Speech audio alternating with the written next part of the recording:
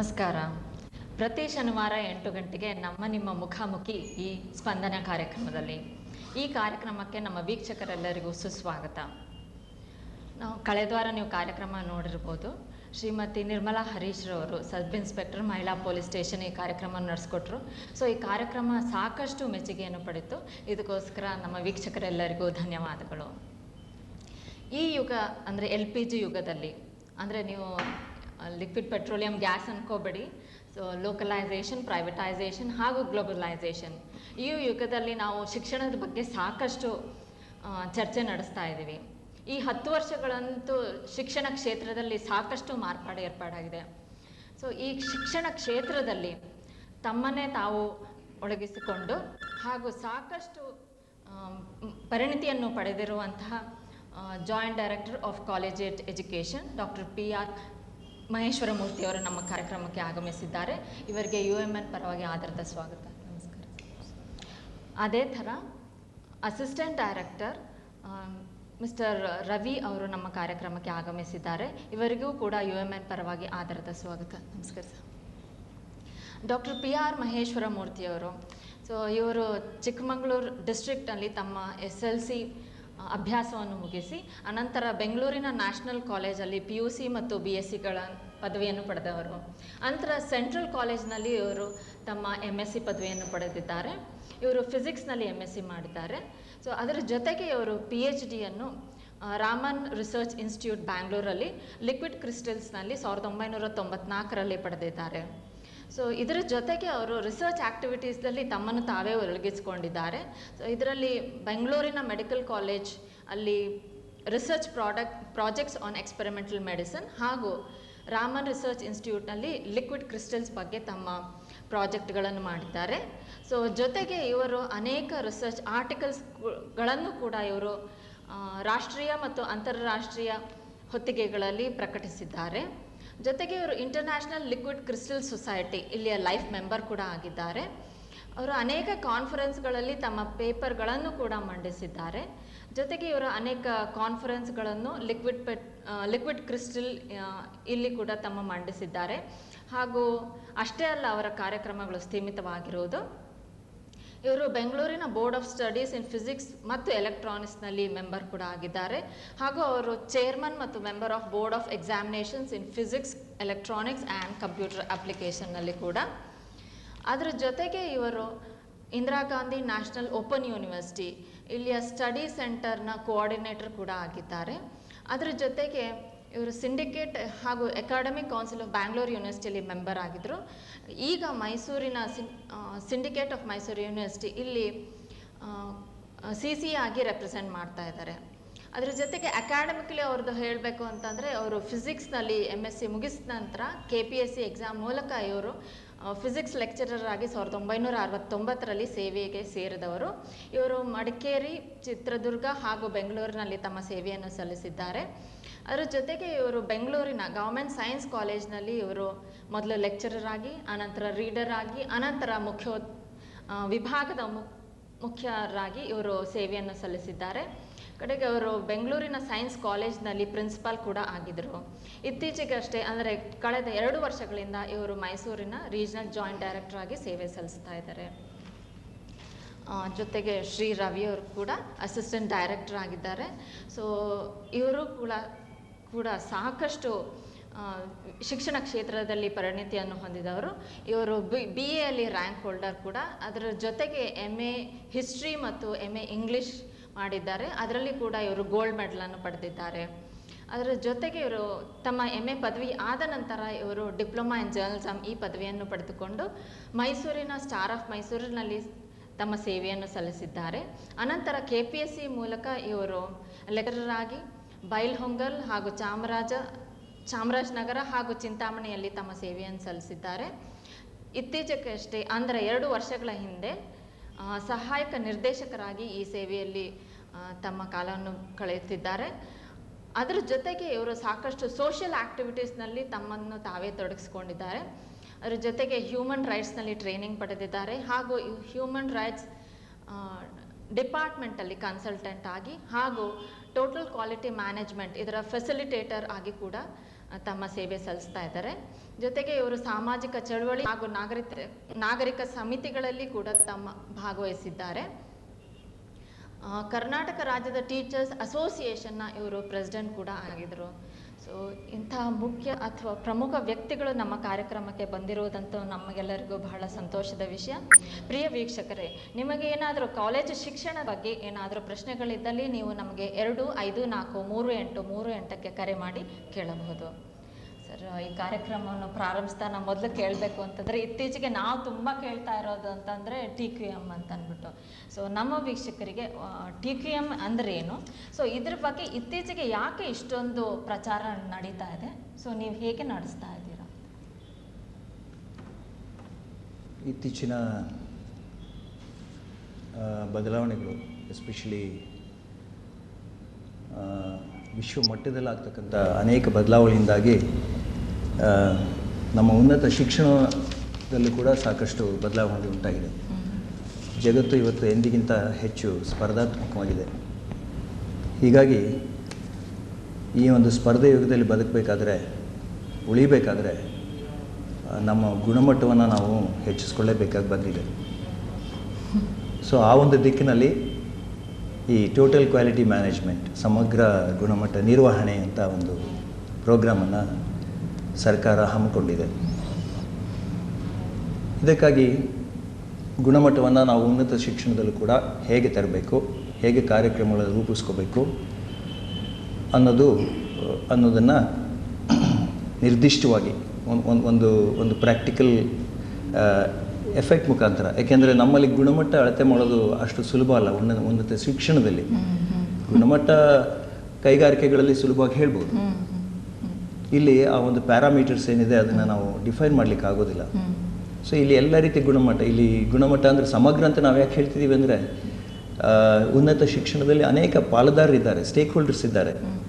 Parents ಇರ್ಬೋದು, ವಿದ್ಯಾರ್ಥಿಗಳಿರ್ಬೋದು, ಆಮೇಲೆ ಬೋಧಕರು, ಬೋಧಕೇತರರು ಎಲ್ಲರೂ ಬರ್ತಾರೆ ಇದರಲ್ಲಿ.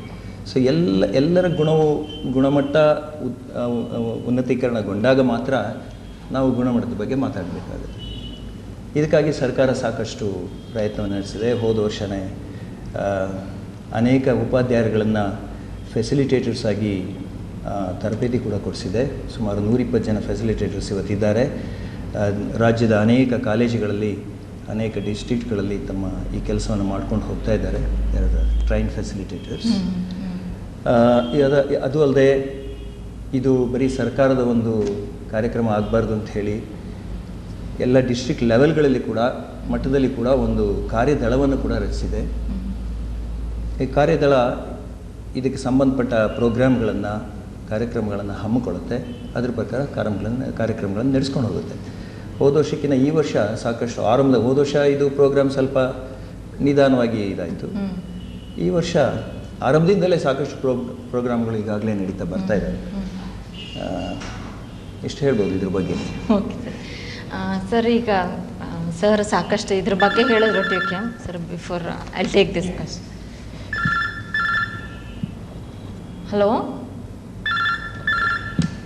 Hello Spandana, hello.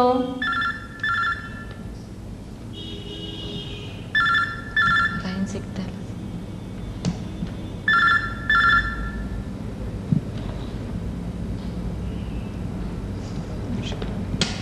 Hello, sorry sir, line ಸಿಗ್ತಾ ಇಲ್ಲ. ಸರ್, ಇವರು TQM ಬಗ್ಗೆ, ಬಟ್ TQMನ ನೀವು ಶಿಕ್ಷಣ ಕ್ಷೇತ್ರದಲ್ಲೇ ಯಾಕೆ ಸಾಕಷ್ಟು ಆಮೇಲೆ ಉದ್ದೇಶಿತವಾಗಿ ಅಥವಾ ಮಹತ್ವ ಕೊಟ್ಟು ಇದರಲ್ಲೇ ಅಳವಡಿಸೋಕ್ಕೆ ಪ್ರಯತ್ನ ಮಾಡ್ತಾ ಇದ್ದೀರಂತ, ಅಥವಾ ಸರ್ಕಾರ ಯಾಕೆ ಪ್ರಯತ್ನ ಮಾಡ್ತಾ ಇದೆ?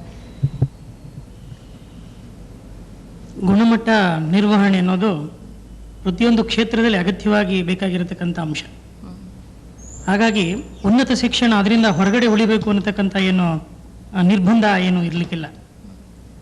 ಸುಮಾರು ಈ 2 ವರ್ಷದಿಂದ ಈಚೆಗೆ ನಮ್ಮ ಇಲಾಖೆಯಲ್ಲಿ ಸಾಕಷ್ಟು ಕಾರ್ಯಕ್ರಮಗಳನ್ನು ಅತ್ಯಂತ ವ್ಯವಸ್ಥಿತವಾಗಿ ನಾವು ಮಾಡ್ಕೊಂಡು ಬರಲಿಕ್ಕೆ ಸಾಧ್ಯವಾಗಿದೆ.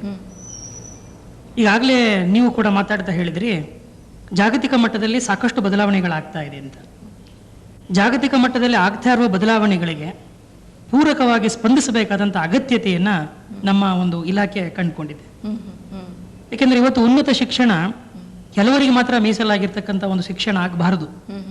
ಮತ್ತೆ ಅದಕ್ಕೆ ತನ್ನದೇ ಆದಂಥ ಒಂದು ಆಳ, ವಿಸ್ತಾರ, ಪ್ರಾಮುಖ್ಯತೆ ಇರೋದ್ರಿಂದ ಅವುಗಳನ್ನು ಸರಿಯಾದ ರೀತಿಯಲ್ಲಿ ಬಿಂಬಿಸಬೇಕು ಅನ್ನೋದೇ ನಮ್ಮ ಇಲಾಖೆಯ ಪ್ರಮುಖವಾದಂಥ ಕರ್ತವ್ಯ. ಮತ್ತು ಇಂದಿನ ಸ್ಪರ್ಧಾತ್ಮಕ ಯುಗದಲ್ಲಿ ಈ ಉನ್ನತ ಶಿಕ್ಷಣ ತನ್ನ ಎಲ್ಲ ರೀತಿಯಾದಂಥ ವೈಶಿಷ್ಟ್ಯಗಳೊಂದಿಗೆ ಗುಣಮಟ್ಟವನ್ನು ಕಾಪಾಡ್ಕೋಬೇಕಾದಂಥ ಅಗತ್ಯತೆ ಮತ್ತು ಅನಿವಾರ್ಯತೆ ಇವತ್ತು ಉಂಟಾಗಿದೆ. ಸೊ ಈ ಹಿನ್ನೆಲೆಯಲ್ಲಿ ಸಾಕಷ್ಟು ಕಾರ್ಯಕ್ರಮಗಳನ್ನು, ತರಬೇತಿ ಕಾರ್ಯಕ್ರಮಗಳನ್ನು ನಾವು ಅಧ್ಯಾಪಕರಿಗೆ ಮತ್ತು ಈ ಉನ್ನತ ಶಿಕ್ಷಣದ ಎಲ್ಲ ಪಾಲುದಾರರುಗಳಿಗೆ ಕೊಡ್ತಕ್ಕಂಥ ಒಂದು ಪ್ರಯತ್ನವನ್ನು ನಾವೀಗ ಮಾಡ್ತಾ ಇದ್ದೇವೆ. ಸರ್, ಇವಾಗ ಇದ್ರ ಮೇಲೆ ಇಷ್ಟೊಂದು ಸ್ಟ್ರೆಸ್ ಮಾಡೋದು ಅಂದರೆ ಇಷ್ಟು ದಿವಸ ಕ್ವಾಲಿಟಿ ಅನ್ನೋದು ಇರಲಿಲ್ವಾ? ಈಗಲೇ ಯಾಕೆ ಸ್ಟ್ರೆಸ್ ಮಾಡ್ತಾ ಇದ್ದಾರೆ ಅಷ್ಟೊಂದು? ಅಥವಾ ಇದಕ್ಕೆ ನೀವು ಗ್ಲೋಬಲೈಸೇಷನ್ ಆಗೋವರೆಗೂ ಕಾಯಬೇಕಾಗಿತ್ತಾ ಅಂತ ಅಂದ್ಬಿಟ್ಟು ಒಂದು question sir. Excuse me sir. Hello hello hello Spandana. Hello, ನಮಸ್ಕಾರ ಮೇಡಮ್. ನಮಸ್ತೆ ಸರ್, ಹೇಳಿ. ನಾನು ಪ್ರೊಫೆಸರ್ ನಾಗೇಂದ್ರರಾವ್ ಅಂತ. ಹೇಳಿ ಸರ್. ನಾನು ಆಲ್ರೆಡಿ ಬೆಳವಣಿಗೆಯಿಂದ ಮಾತಾಡ್ತಾ ಇದ್ದೀನಿ. ಮಾರಾಣಿ ಸೈನ್ಸ್ ಕಾಲೇಜಲ್ಲಿ ಇದ್ದೀನಿ. Okay sir. ನಮ್ಮ ಡಿಪಾರ್ಟ್ಮೆಂಟ್ನ ಸೈಕ್ರಸಿ UMN ಅವರು ಈ ಪ್ರೋಗ್ರಾಮ್ನ ನಡೆಸ್ತಾ ಇರೋದಕ್ಕೆ ತುಂಬ ಧನ್ಯವಾದಗಳು. Thank you sir. ಎಲ್ಲ ಕಡೆನೂ ನಡೀತಾ ಇತ್ತು, ನಮ್ಮ ಡಿಪಾರ್ಟ್ಮೆಂಟ್ ಬಂದಿರಲಿಲ್ಲ. ನಮ್ಮ ಡಿಪಾರ್ಟ್ಮೆಂಟ್ ಅವರು ನಿಮ್ಗೆ ಉಪಯೋಗಿಸ್ಕೊಂಡಿದ್ದಾರೆ.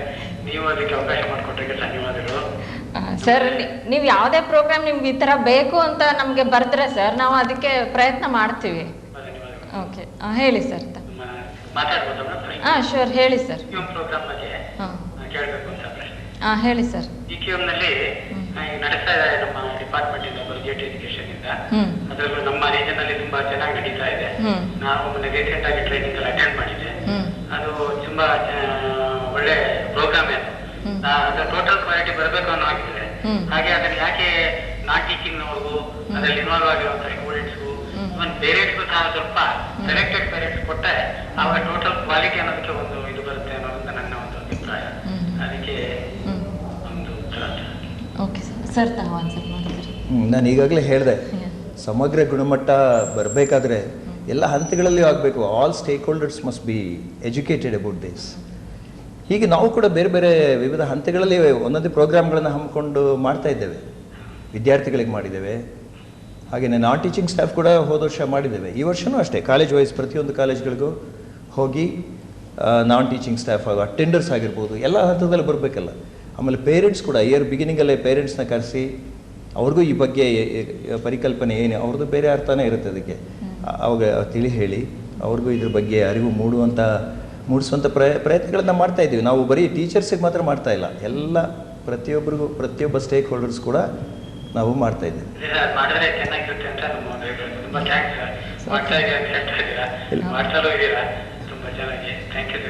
Sir, thanks for calling sir. Sir, ನನ್ನ ಪ್ರಶ್ನೆ, ಗ್ಲೋಬಲೈಸೇಷನ್ ಆಗೋವರೆಗೂ ಕಾಯ್ಬೇಕಾಗಿತ್ತ ಸರ್ಕಾರದವರು ಅಂತ ಅಂದ್ಬಿಟ್ಟು? ಇಲ್ಲ, ನಿಜ, ನಿಮ್ಮ ಪ್ರಶ್ನೆಯಲ್ಲಿ ಸಾಕಷ್ಟು ಸತ್ಯ ಇದೆ. ಸುಮಾರು ದಶಕಗಳ ಹಿಂದೆನೆ ಈ ಒಂದು ಪ್ರಯೋಗ ನಮ್ಮ ಇಲಾಖೆಯಲ್ಲಿ ಆಗಬೇಕಾಗಿತ್ತು. ಅದಾಗಲಿಲ್ಲ. ಆದರೂ ಕೂಡ ಈ ಒಂದು ಸಂದರ್ಭದಲ್ಲಿ ನಾವು ಎಚ್ಚೆತ್ತುಕೊಂಡು ಕೆಲವಾರು ಕಾರ್ಯಕ್ರಮಗಳನ್ನ ನಾವೇನೀಗ ಹಾಕೊಂಡಿದ್ದೇವೆ, ಅದು ಬಹುಶಃ ಅಭಿನಂದನಾರ್ಹ ಅಂತ ನನಗನ್ಸುತ್ತೆ. ಈಗ ಆಲ್ರೆಡಿ ಪ್ರೊಫೆಸರ್ ನಾಗೇಂದ್ರ ಮಾತಾಡಿದ ಹಾಗೆ ನಮ್ಮ ಅಧ್ಯಾಪಕರ ಒಂದು ಸಮುದಾಯದಲ್ಲಿ ಸಾಕಷ್ಟು ಒಳ್ಳೆಯ ಪ್ರತಿಕ್ರಿಯೆ ನಾವು ಕಾಣ್ತಾ ಇದ್ದೇವೆ. ಆಮೇಲೆ ಉತ್ತಮವಾದ ಸಲಹೆ ಕೂಡ ಅವರು ಕೊಟ್ಟರು. ಇದು ಹಂತ ಹಂತವಾಗಿ ನಡೀತಕ್ಕಂಥ ಒಂದು ಪ್ರಕ್ರಿಯೆ. ಈ ಸಮಗ್ರ ಗುಣಮಟ್ಟ ನಿರ್ವಹಣೆ ಅನ್ನೋದು ಇವತ್ತಿದ್ದು ನಾಳೆ ಮುಗಿದೋಗುವಂಥ ಒಂದು ಕಾರ್ಯಕ್ರಮ ಅಲ್ಲ, ಅಥವಾ ಒಂದು ಪ್ರಕ್ರಿಯೆ ಅಲ್ಲ. ಇದು ನಿರಂತರವಾಗಿ ನಡೀತಕ್ಕಂಥ ಪ್ರಕ್ರಿಯೆ. ಆ ಕಾರಣಕ್ಕಾಗಿಯೇ ಇದನ್ನ ನಾವು ಒಂದು ರೀತಿಯ ಆಂದೋಲನವನ್ನಾಗಿ ಅದನ್ನ ಪರಿವರ್ತನೆ ಮಾಡಬೇಕು ಅನ್ನೋ ಉದ್ದೇಶ ಇಲಾಖೆಗಿದೆ. ಅದಕ್ಕೆ ನಾವು ನಮ್ಮ ಉನ್ನತ ಶಿಕ್ಷಣಕ್ಕೆ ಸಂಬಂಧಪಟ್ಟಂತೆ ಎಲ್ಲ ಅಧ್ಯಾಪಕರು, ಅಧ್ಯಾಪಕೇತರರು, ವಿದ್ಯಾರ್ಥಿಗಳು, ಪೇರೆಂಟ್ಸ್ಗಳು, ಹೀಗೆ ಉನ್ನತ ಶಿಕ್ಷಣಕ್ಕೆ ಸಂಬಂಧಪಟ್ಟಂತ ಎಲ್ಲ ಪಾಲುದಾರರ ಒಂದು ಸಹಕಾರವನ್ನು ನಾವು ಇಲಾಖೆ ನಿರೀಕ್ಷೆ ಮಾಡ್ತಾ ಇದ್ದೀವಿ. ಸರ್, ಈಗ ಮಾಡ್ತಾ ಇರೋದೇನೋ ಒಳ್ಳೆ ಕಾರ್ಯಕ್ರಮ ಒಪ್ಕೊಂಡ್ವಿ ಸರ್. ಬಟ್ ನನ್ಗಿನ್ಯಾರೋ ಕೇಳಿದ್ದು, ಇಷ್ಟು ವರ್ಷ ಕ್ವಾಲಿಟಿ ಇರ್ಲಿಲ್ವಾ ಹಂಗಾದ್ರೆ ಅಂತ ಕೇಳಿದ್ರು. ಸೊ ಅದಕ್ಕೆ ತಾವೇನು ಹೇಳ್ತೀರಿ? ಕ್ವಾಲಿಟಿ ಇರಲಿಲ್ಲ ಅಂತ ಹೇಳೋದು ಬಹಳ ಕಷ್ಟಕರವಾದಂಥ ಒಂದು ಉತ್ತರ. ಯಾಕೆಂದರೆ ಕ್ವಾಲಿಟಿ ಇತ್ತು, ಆದರೆ ಅದು ನಿರೀಕ್ಷಿತ ಮಟ್ಟದಲ್ಲಿ ಕ್ವಾಲಿಟಿ ಇರಲಿಲ್ಲ ಅನ್ನತಕ್ಕಂಥದ್ದು ನಾವು ಒಪ್ಕೊಳ್ಬೇಕು. ಯಾಕೆಂದರೆ ಸಮಾಜ ಉನ್ನತ ಶಿಕ್ಷಣದ ಸಮುದಾಯದಿಂದ, ಅಧ್ಯಾಪಕರಿಂದ ಬಹಳಷ್ಟು ನಿರೀಕ್ಷೆಗಳನ್ನು ಇಟ್ಕೊಂಡಿದೆ. ಬಹುಶಃ ಎಲ್ಲೋ ಒಂದು ಹಂತದಲ್ಲಿ ಆ ನಿರೀಕ್ಷೆಗಳನ್ನು ನಾವು ತಲುಪುವಲ್ಲಿ ಇಲಾಖೆ ಸಾಧ್ಯ ಆಗಲಿಲ್ವೇನೋ ಅನ್ನೋ ಒಂದು ಮನವರಿಕೆ ನಮಗೆ ಆಗಿದೆ.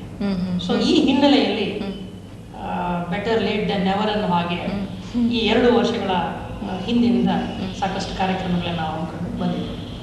ಸರ್, ಇನ್ನೊಂದು ನೀವು ಮುಂಚೆ ಮಾತಾಡ್ತಾ ಒಂದ್ಸತಿ ನನಗೆ ಹೇಳಿದ್ರಿ ಈ ಕಾರ್ಯಕ್ರಮದಲ್ಲ. Okay, excuse me sir. Hello Spandana. Hello madam. Hello, ನಮಸ್ತೆ ಸರ್. ತಮ್ಮ ಹೆಸರು? ಓಕೆ ಸರ್, ಹೇಳಿ ಮೇಡಮ್. ನಾನು ಒಂದು ಪ್ರಶ್ನೆ ಕೇಳ್ತಾ ಇದ್ದೇನೆ. ಹೇಳಿ. ಈಗ ಸರ್ಕಾರದಿಂದ ಅನೇಕ ಸ್ಕಾಲರ್ಶಿಪ್ಗಳನ್ನ ಕೊಡ್ತಾ ಇದ್ದಾರೆ, ಹೈಯರ್ ಎಜುಕೇಶನ್ಸ್ಗೆ ಮತ್ತು ಎಲ್ಲ ನಿಮ್ಮ ಕಾಲೇಜ್ ಎಜುಕೇಶನ್ ಅದೆಲ್ಲ. ಹೌದು. ಅದರಲ್ಲಿ ನಮ್ಗೆ ಸರಿಯಾದಂತ ಮಾಹಿತಿಗಳು ಸಿಗ್ತಾ ಇಲ್ಲ, ಹೆಚ್ಚಿನ ಮಾಹಿತಿ ವಿದ್ಯಾರ್ಥಿಗಳು ಸಿಗ್ತಾ ಇಲ್ಲ.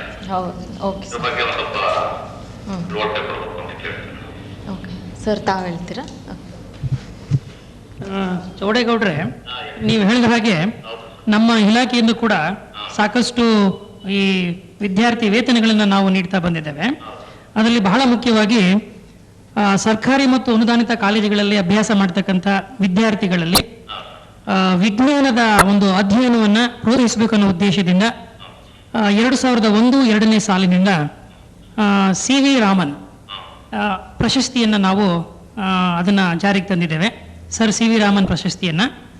ಇದರಲ್ಲಿ ಫಸ್ಟ್ BSc ಸೇರ್ಕೊಳ್ತಕ್ಕಂಥ ವಿದ್ಯಾರ್ಥಿಗಳು PUCನಲ್ಲಿ ಉದಾಹರಣೆಗೆ 65% ಬಂದಿರತಕ್ಕಂಥ ವಿದ್ಯಾರ್ಥಿಗಳು ಹಾಗೂ SC/ST ವಿದ್ಯಾರ್ಥಿಗಳು 60% ಬಂದಿರತಕ್ಕಂಥ ವಿದ್ಯಾರ್ಥಿಗಳಿಗೆ 5,000 ರೂಪಾಯಿಗಳ ನಗದು ಬಹುಮಾನವನ್ನು ನಾವು ಕೊಡ್ತಾ ಬಂದಿದ್ದೇವೆ. ರಾಜ್ಯ ಮಟ್ಟದಲ್ಲಿ ಸುಮಾರು ಈ ಕಳೆದ ವರ್ಷ 319 ಈ ಥರ ಒಂದು ಸ್ಕಾಲರ್ಶಿಪ್ಸ್ಗಳನ್ನು ನಾವು ನೀಡಿದ್ದೇವೆ. ಅದೇ ರೀತಿ BA BCom ಓದ್ತಕ್ಕಂಥ ಮಹಿಳಾ ಅಭ್ಯರ್ಥಿಗಳಿಗೆ ಅವರಿಗಾಗಿ ವಿಶೇಷವಾಗಿ ನಮ್ಮ ಇಲಾಖೆಯಿಂದ ಸಂಚಿ ಹೊನ್ನಮ್ಮ ಅನ್ನತಕ್ಕಂಥ ಒಂದು ಸ್ಕಾಲರ್ಶಿಪ್ ಕೂಡ ನಾವು ಜಾರಿಗೆ ತಂದಿದ್ದೇವೆ. ಅದು ಕಳೆದ ವರ್ಷದಿಂದ ಈಗ ಅಲ್ಲಿ ಜಾರಿಗೆ ಬಂದಿದೆ. ಅದರಲ್ಲಿ 75% ಅಂಕ ಪಡೆದಿರ್ತಕ್ಕಂಥ, ಅಂದರೆ ಸಾಮಾನ್ಯ ಗುಂಪಿಗೆ ಸೇರಿದ ವಿದ್ಯಾರ್ಥಿಗಳು 75% ಅಂಕ ಪಡೆದಿರೋರು, ಪರಿಶಿಷ್ಟ ಜಾತಿ ವರ್ಗದ ವಿದ್ಯಾರ್ಥಿಗಳು 60 ಅಂಕವನ್ನು ಪಡೆದಿರ್ತಕ್ಕಂಥ BA ಇರ್ತಕ್ಕಂಥ ಎಲ್ಲ ವಿದ್ಯಾರ್ಥಿನಿಯರು ಒಂದು ಸ್ಕಾಲರ್ಶಿಪ್ನ ಪಡೆಯೋದಕ್ಕೆ ಅರ್ಹತೆಯನ್ನು ಪಡೆದಿರ್ತಾರೆ. ಹೇಳಿ ಸರ್. ಈಗ ಈ ಜನರಲ್ ಮೆರಿಟ್ ಸ್ಟೂಡೆಂಟ್ಸ್ ಎಲ್ಲ ವರ್ಗದ ವಿದ್ಯಾರ್ಥಿಗಳು ಹೇಳಿದ್ರಲ್ಲ, ಅವ್ರಿಗೇನಾದ್ರು ಇನ್ಕಮ್ ಲಿಮಿಟ್ ಏನಾದ್ರು ಇಲ್ಲ, ಇದರಲ್ಲಿ ಯಾವುದೇ ರೀತಿಯಾದಂಥ ಆದಾಯದ ಮಿತಿ ಇಲ್ಲ. ಅವರಲ್ಲಿರ್ತಕ್ಕಂಥ ಪ್ರತಿಭೆಯನ್ನು ಗುರುತಿಸಿ ಪ್ರೋತ್ಸಾಹಿಸುವ ಉದ್ದೇಶದ ಇಲಾಖೆ ಈ ಒಂದು ವಿದ್ಯಾರ್ಥಿ ವೇತನ ಜಾರಿಗೆ ತಂದಿದೆ.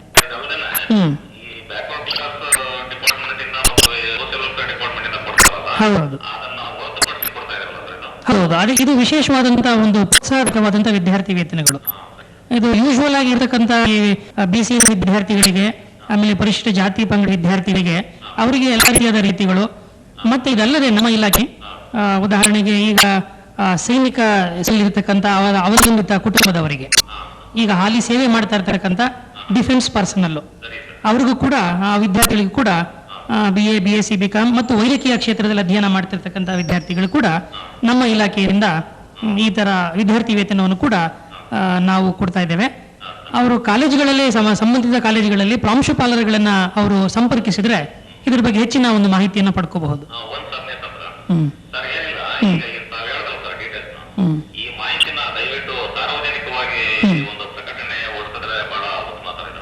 ಬಹಳ ಸಂತೋಷ ತಮ್ಮ ಸಲಹೆ.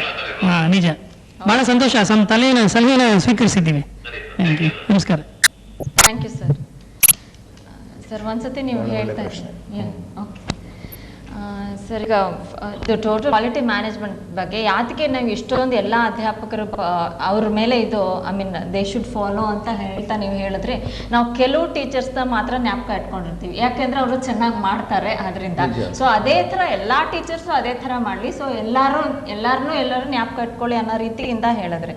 ಸೊ ಆದರೆ ಎಲ್ಲರೂ ಚೆನ್ನಾಗಿ ಮಾಡ್ಬೇಕು, ಎಲ್ಲರೂ ಫೆಸಿಲಿಟೇಟರ್ ಆಗಬೇಕು, ಎಲ್ಲ ಗುಡ್ ಟೀಚರ್ಸ್ ಆಗಬೇಕಂದ್ರೆ ಸೊ ರೆಕ್ರೂಟ್ಮೆಂಟು ನೀವು ಬರೀ ಮಾರ್ಕ್ಸ್ ಮೇಲೆ ಯಾತಕ್ಕೆ ರೆಕ್ರೂಟ್ ಮಾಡ್ಕೊಳ್ಳೋದು sir? Actually marks is the criteria ಆಗಲೇ ಬರ್ತಾರೆ sir. Only marks should not be the criteria for recruitment. ಇಲ್ಲ, ಅದಕ್ಕೆ marks one of the conditions ಅಷ್ಟೇ, ಕ್ರೈಟೀರಿಯಾ ಅಷ್ಟೇ. ಅಲ್ಲ, ಬಟ್ ಇಂಟರ್ವ್ಯೂಸ್ ಆಗ್ತೀವಲ್ಲ, ಅಲ್ಲಿ ಪರ್ಸನಲ್ ಟೆಸ್ಟ್ ಆಗ್ತೀವಲ್ಲ. So, but usually that NET is done, whoever passes that NET, okay, he will get into job. Interview ಇದ್ದೇ ಇರುತ್ತೆ, ಡೈರೆಕ್ಟ್ ರಿಕ್ರೂಟ್ಮೆಂಟ್ ಆಗೋಕ್ಕೆ ಸಾಧ್ಯನೇ ಇಲ್ಲ. ಎಸ್ಪೆಷಲಿ ಈಗ ಒಂದು ಬದಲಾಗಿರುವ ಒಂದು ಸನ್ನಿವೇಶದಲ್ಲಿ ಏನಾಗುತ್ತೆ, ಉಪಾಧ್ಯಾಯ ಅಥವಾ ಬೋಧಕ ಅವನು ಅನೇಕ ಪಾತ್ರಗಳನ್ನು ನಿರ್ವಹಿಸಬೇಕಾಗತ್ತೆ. ಫಸ್ಟ್ ಆಫ್ ಆಲ್ ಅವನು I should inspire the students, motivate the students. ಹಾಗೆ ಕ್ವಾಲಿಟಿ ಆ ಥರ ಬರಬೇಕಾಗತ್ತೆ. ಅವನು ಒಂದು ಮಾಡೆಲ್ ಆಗಬೇಕಾಗತ್ತೆ ಕ್ಲಾಸಲ್ಲಿ, ಅವನೊಂದು ಮಾಡೆಲ್ ಆಗಬೇಕಾಗತ್ತೆ. ಅದಕ್ಕೆ ನೀವೇ ಹೇಳಿದಾಗೆ ನಾವು ಇದೇ ಒಂದು ವ್ಯವಸ್ಥೆಯಿಂದ ಬಂದಂಥವ್ರು. ನಾವು ಸಾಕಷ್ಟು ಅಧ್ಯಾಪಕರಿಂದ ಕಲ್ತಿದ್ದೇವೆ, ಆದರೆ ಎಲ್ಲರ ನೆನಪು ನಮಗಿಲ್ಲ, ಕೆಲವರು ಮಾತ್ರ. ಅದಕ್ಕೆ ಕಾರಣ ಏನಿರ್ಬೋದು? ಬಹುಶಃ ಅವರು ಹೇಳ್ತಕ್ಕಂಥ ರೀತಿ, ಪಾಠ ಮಾಡ್ತಕ್ಕಂಥ ರೀತಿ, ಅದಕ್ಕಿಂತ ಮುಂದಾಗಿ ಹೋದರೆ ಇಂಡಿವಿಜುವಲೈಸೇಷನ್ ಆಫ್ ಎಜುಕೇಷನ್ ಅಂತಾರೆ. ಆ ಒಂದು ರ್ಯಾಪೋರ್ಟ್ ಇದೆಯಲ್ಲ, ಪರ್ಸ್ನಲ್ ರ್ಯಾಪೋರ್ಟ್, ಸ್ನೇಹ, ವಿಶ್ವಾಸ, ಪ್ರೀತಿ, ಈ ಮಾನವೀಯ ಮೌಲ್ಯಗಳು ಅಥವಾ ಗುಣಗಳು ಅಲ್ಲಿ ಬಂದರೆ ಆ ಒಂದು ಟೀಚಿಂಗ್ ಏನು ಹೇಳ್ತೀವಿ ಅದು ತುಂಬ ಪರಿಣಾಮಕಾರಿಯಾಗಿರುತ್ತೆ. ಅದಕ್ಕೆ ನಾವು ಅಂಥವ್ರನ್ನ ಮಾತ್ರ ನೆನೆಸ್ಕೊಳ್ತೇವೆ, ಎಲ್ಲರೂ ನೆನೆಸ್ಕೊಳ್ಳೋದಿಲ್ಲ. ಸರ್ ಅದಕ್ಕೆ ನಾನು ಹೇಳಿದ್ರು, ಕೆಲವರು ಆ್ಯಕ್ಚುಲಿ ಸರ್ MSc ಅಲ್ಲೇ ಅವರು ಒಳ್ಳೆ ಮಾರ್ಕ್ಸ್ ತೆಗೆದೇ ಇರ್ಬೋದು, but they can be very good teachers. But ಆದರೆ ಅವ್ರಿಗೆ actually they can not enter NET sometimes.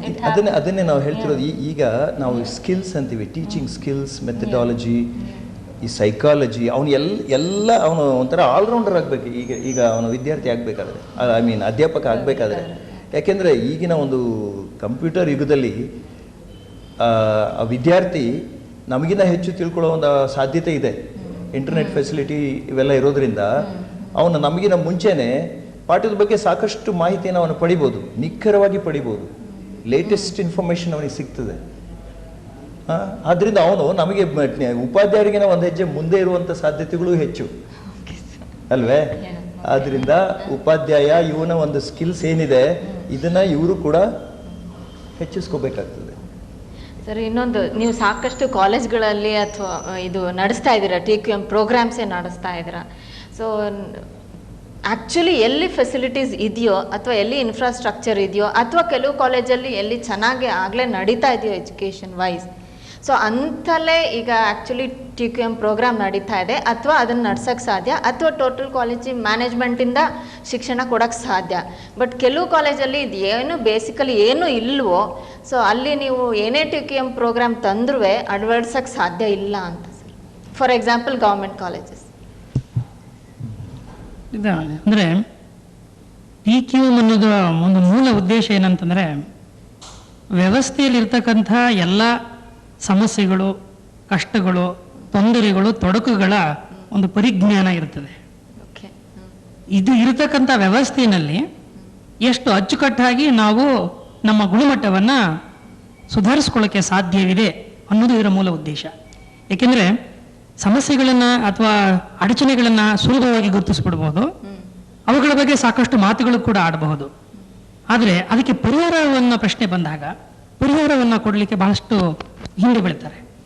So ಹಾಗಾಗಿ ಇರತಕ್ಕಂಥ ಪರಿಸ್ಥಿತಿನಲ್ಲಿ, ವ್ಯವಸ್ಥೆಯಲ್ಲಿ ಸರ್ಕಾರಿ ಕಾಲೇಜುಗಳು ಅಂತ ಹೇಳಿದ್ರೆ, ಇದು TQM ಅಂತಂದರೆ ಇಲ್ಲಿ ಯಾವುದೇ ಒಂದು ಇನ್ಫ್ರಾಸ್ಟ್ರಕ್ಚರ್ ಸಮಸ್ಯೆ ಬರೋದಿಲ್ಲ ಇಲ್ಲಿ.